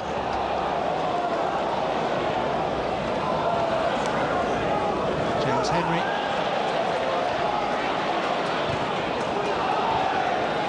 Trotter. Marquis and Getton, 3, and easy enough for Millwall. The first quarter-final in 9 years beckons for Kenny Jackett's men. And it's the end of Luton Town's wonderful story in the FA Cup this season.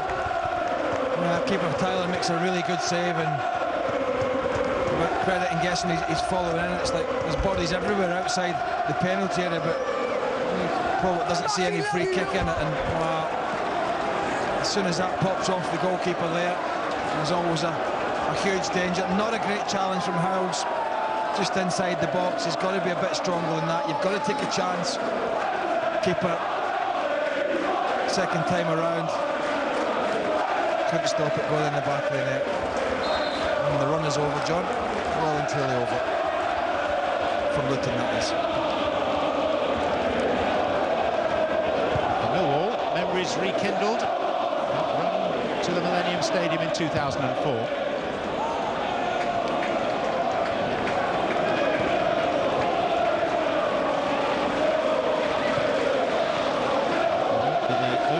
Championship side in the last 8 of the FA Cup. And the card. Andy Keogh.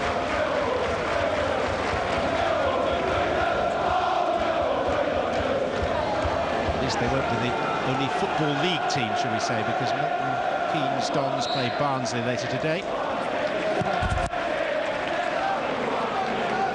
All sorts of chances for other sides outside the Premier League to make a mark across the weekend. We're watching one of them tomorrow, Leeds United at Manchester City.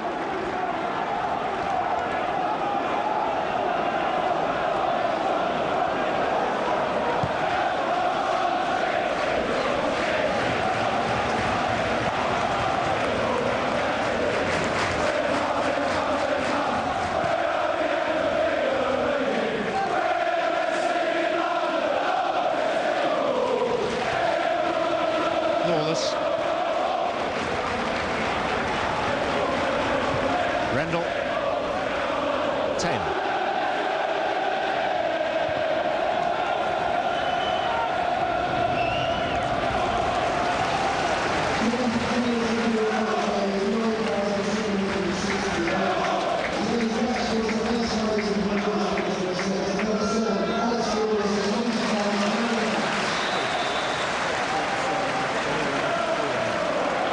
Before the corner.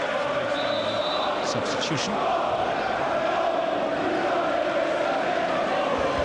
It's James Henry who's coming off. A little bit of afters here going on, John.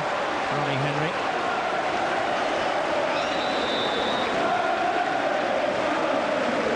Adam Smith on loan from Spurs. Going on to help see this tie out.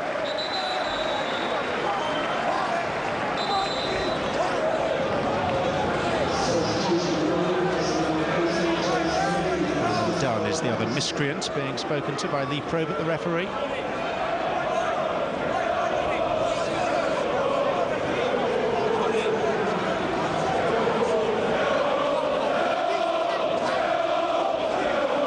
There's a little shove there from Henry. Handbags. Lawless.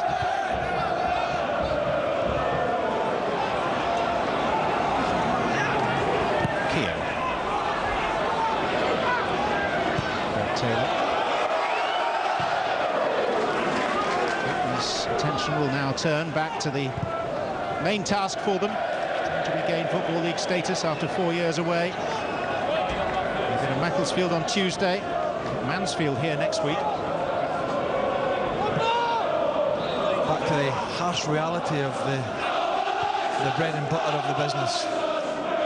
14 points behind the joint leaders, Grimsby and Wrexham in the Blue Square Premier. 6 points from a playoff place, but with a couple of games in hand. I think the same for Millwall as well. I mean, some people do see the FA Cup as something that gets in the way. I've never ever been of that mindset. I think wins in the FA Cup and runs in the FA Cup can breed confidence. It can only breed confidence. Millwall sitting mid-table.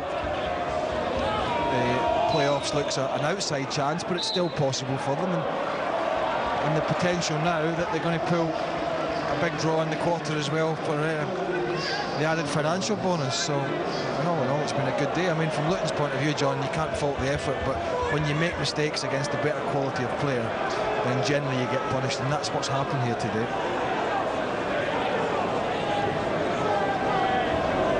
Done. Taylor. Lawless.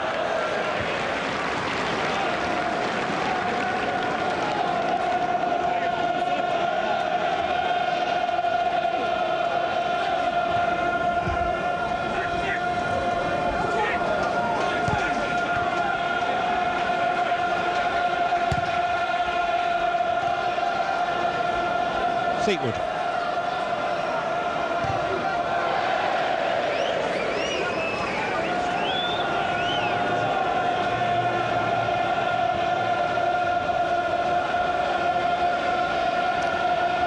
Well, it may have been a diversion and possibly a distraction for Luton Town at times, but it's been a pretty glorious one.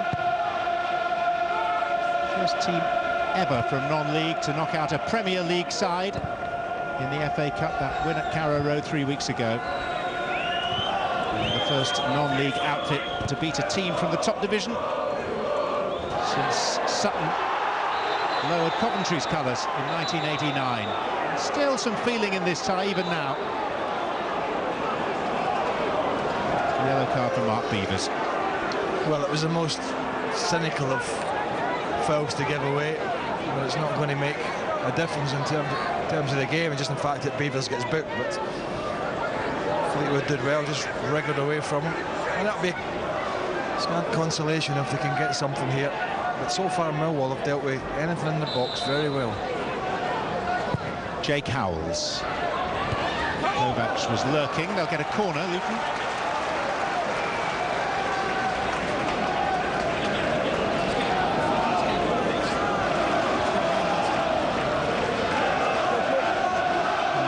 Of the fans in that Kenilworth Road end staying to cheer their heroes to the end. Smith, and that was Shaw. No consolation for Luton. Yeah, adapted well there, Ford. It was not really his first chance, John Smith, since he came off the bench.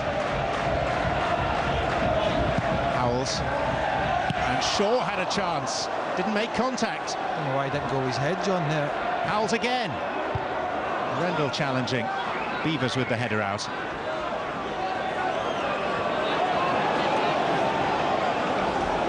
And maybe Luton will look back on that first half save by Ford to deny Mendy. There's a turning point in this game. Only one down at that stage. Fleetwood.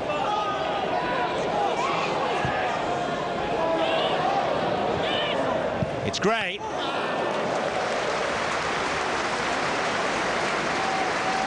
Well, they've done a decent job on him, you'd have to say. I still feel from Luton's point of view they didn't utilise his pace enough in behind stretching Millwall. I think that would have been a good avenue. It's happened now and again, it just didn't happen often enough.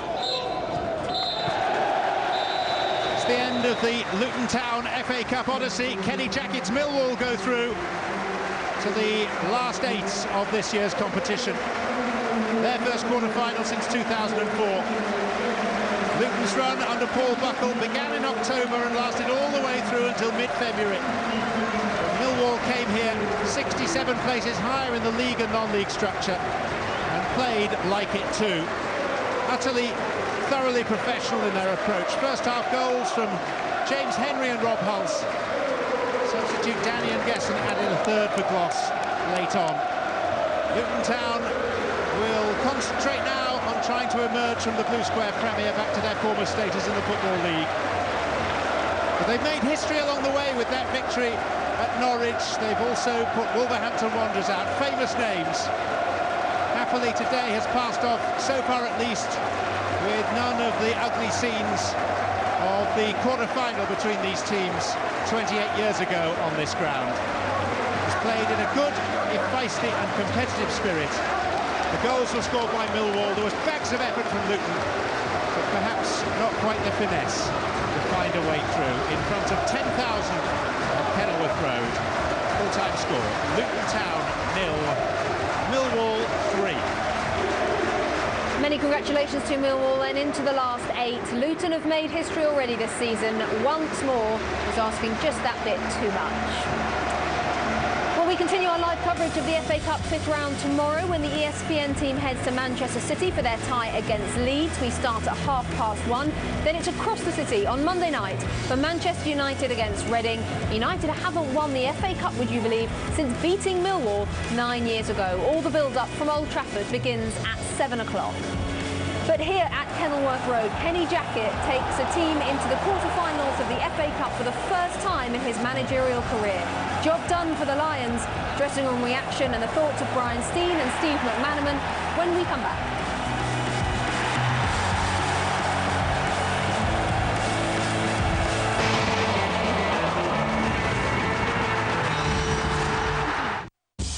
ESPN is your destination for NBA All-Star 2013. The best players in the game face off in Houston, Texas for an East versus West showdown. Straight down the lane. And compete in the three-point shootout and slam dunk contest on All-Star Saturday night. NBA All-Star 2013. Coverage begins Sunday on ESPN. If you're not watching PTI Australia, you're the one missing out. Squash is a real demanding sport. It is something that demands dexterity, which is talent, which you're very limited at the minute. I thought dexterity was movement and movement, but talent, of course. You've got to be very adroit. No, I don't think dexterity. You can be dexterous and not talented. Yeah, well, I beg your pardon. Anyhow, catch it Tuesday at 8:30 p.m. on ESPN. As always, you know it makes sense.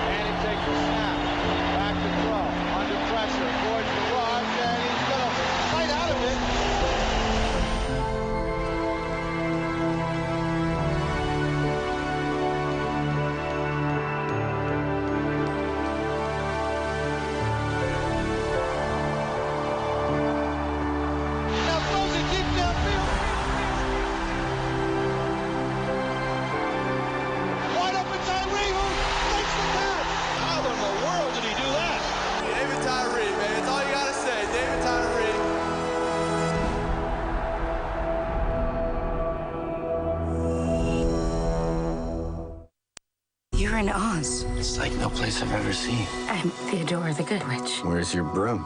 You don't know much about witches, do you? Are you the great man we've been waiting for? Come, wizard. I've waited for you to set things right. This wicked witch, how wicked is she?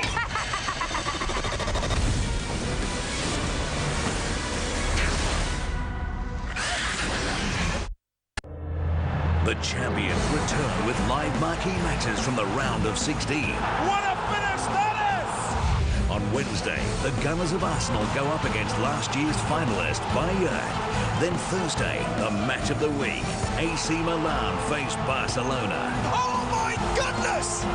The UEFA Champions League round of 16, Wednesday and Thursday, exclusively live on ESPN. Presented by Heineken. Get ready for the high-revving super speeds of AMA Supercross Racing. The great riders are ready to rock your world. These are two-wheel rockets flying on dirt courses with reckless abandon. The men put it all on the line. It's the ride of a lifetime, each and every race. AMA Supercross from Arlington, live Sunday on ESPN2. More from the FA Cup 5th round proper. Up next, the Gunners of Arsenal face the Blackburn Rovers. equaliser. The FA Cup, live next on ESPN. Sweat, effort, courage, gladiators seeking glory. Friday night fights all season long on ESPN and ESPN2. I think the message is you better wake up. And if you're not giving 100%, you might not be here next year. What I love about him is he's not afraid to lower his beam and put it on somebody. I'm giving you the death stare because we're playing tonight fantasy football. Because of that elite arm that he has, he's able to get the ball down the field when other guys aren't able to do that. That was a freaking laser. Actually, I said laser, and then you say freaking laser. NFL Live, weekly on ESPN. Prior to the British and Irish Lions Tour of Australia, get your rugby on for one of the greatest international contests, the RBS Six Nations. 6 teams from 6 countries, including England, France, and Grand Slam winners Wales. 6 nations, 1 crown. RBS Six Nations Rugby, only on ESPN.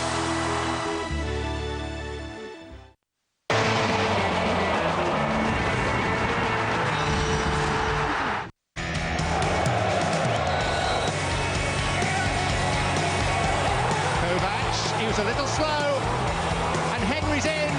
Henry scores. There's Mendy, and Kovac had a chance, and the ball was whipped off his toe by Dunn. Rob Hulse was there, and he's still there. And Rob Hulse has scored from the most improbable of angles. Marquis and Getton, 3, and easy enough for Millwall. So Millwall become the first team to secure a place in this season's FA Cup quarter-finals. They've beaten Luton Town by 3-0 here at Kenilworth Road. And 2 of the goal scorers, James Henry and Rob Hulse, are talking to Dave Beckett. James, as tricky cup ties go, that was just about perfect, wasn't it? Yeah, obviously it was a great result for us. We knew coming here it was going to be a really difficult game, and we had to prepare for it right. And you know, we're glad to get into the hat for the next round, and delighted to be in the last 8. How important was it to get that early goal? Yeah, I think so. I think it settled all of us down and kind of brought our fans into play as well. And then we just pushed on from there, really. And you were creating too for Rob here. Rob, you owe him a debt of gratitude for your goal. Yeah. No, he was Lenny was super today. You know, terrorised them. So he's had a great game. How important is it for you to be playing football on loan here? Yeah, it's just lovely to be back involved in a football team again and playing. Enjoying it. Good bunch of lads. It's nice to be out. Were the players concerned, because these are difficult ties, aren't they, against a team that have got so much to play for? Look, they've beat some good sides, and they are a good side. We knew it was going to be difficult coming here. They'd make it difficult for us, and we just thought if we could match them for work rate, then a bit of quality, hopefully, we would shine through. What's the ideal for you now in the quarter-finals? Do you want the big tie, or do you want a team that you can beat to get to Wembley for a semi? I don't know. It's just we'll take whoever, and concentrate game by game. And James, did you find it a sort of a fairly comfortable game in the end? No, not really. They pushed us all the way. I think after we went 1-0 up, they had a great chance, and Fordy made a fantastic save, and then we got the second, and they still came at us early in the second half. But I think we just had that little extra bit of quality, and we managed to see the game out. Have you got a thought on the quarter-final, because Reading is still in there at the moment? Yeah, it'd be a nice tie. Anyone's great at this stage. I think we're 1 game away from Wembley, so we'll take anyone, a big tie, small tie. It doesn't really matter. Well, you've been voted the Budweiser man of the match, so we'll ask Rob to do the honours. Well played, lads. Top man, Halsey. Cheers. Cheers, guys. Thank you. James Henry with the first, Rob Hulse on loan from QPR with the second. Danny and Gesson made it 3 for Millwall. A professional job, Brian Steen, Steve McManaman, is that what you made of it today? Yeah, I think Rob Hulse said it. We matched them for battle, work ethic. They battled, they worked hard, and as soon as the game calmed down, that little bit of quality showed, didn't it? Millwall had it, unfortunately Luton didn't, but that's what the league suggests, 67 places above one another. Millwall should come out on top invariably. Was it going to be a giant killing act today? No, very professional work ethic, very good job done by Kenny Jackett and his boys today. Luton started well, Brian, but as the game went on, for them, it was less and less likely always. It was going away from and Millwall, as Steve said, very professional. Kenny had them prepared for the match, and there was no way they were going to lose it after scoring the first goal, which came through a mistake from Kovacs, and then another mistake, and I think it's game over. you're praying for an opportunity in the second half. But to try and get back into it, but Janos Kovacs after that for 12 minutes, such an early goal as well, and to make such a mistake, he would have been struggling. It's an awful goal to concede early on in the game. You see Kovacs is pointing at the ball. I don't know who he's pointing to, whether he's pointing to Mark Tyler, I don't know who. But you'd have to always think the worst case scenario in football. Deal with the ball yourself. You let it run across him. Henry's onto it. He's quick. His first touch was nice. His second touch was a lovely touch. Whether he meant it or not, it would have been interesting for Dave Becker to ask him. But his touch takes him away from Tyler and he rolls it into an empty net. Great start, but poor defensive work. You know, you work hard all week on set pieces, on play, on back four and shape, and they let themselves down early on in the game. 2-0 to Millwall towards the end of the first half. Rob Hulse with a lovely finish. James Henry involved again, and again defensively. Would you look at it, Brian? Well, I'll look at Kovacs. It's 3 yards away from him. That's not closing a person down. You've got to stop the cross at source. 1 minute he's touch tight. He's literally inches away from him, you know, with his hands in his back, and then suddenly when the cross comes in, he's 4 yards away from him.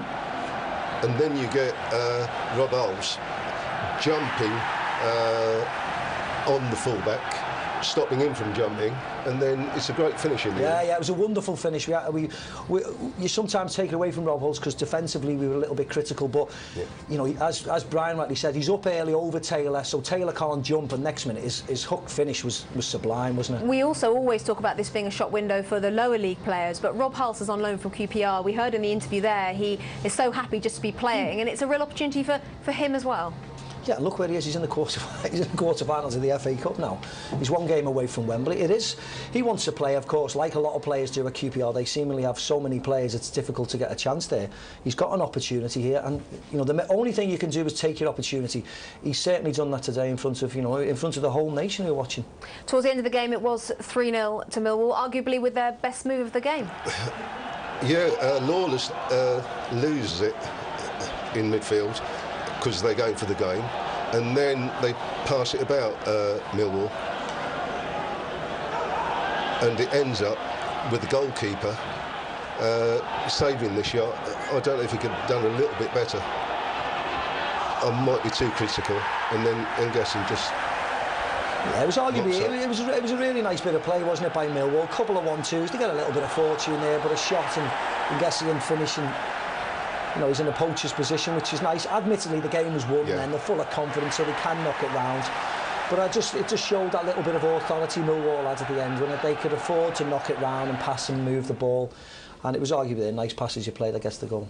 Well, Millwall are into the quarterfinals of the FA Cup for the first time in 9 years. Kenny Jackett is the first time he'll be in a quarter.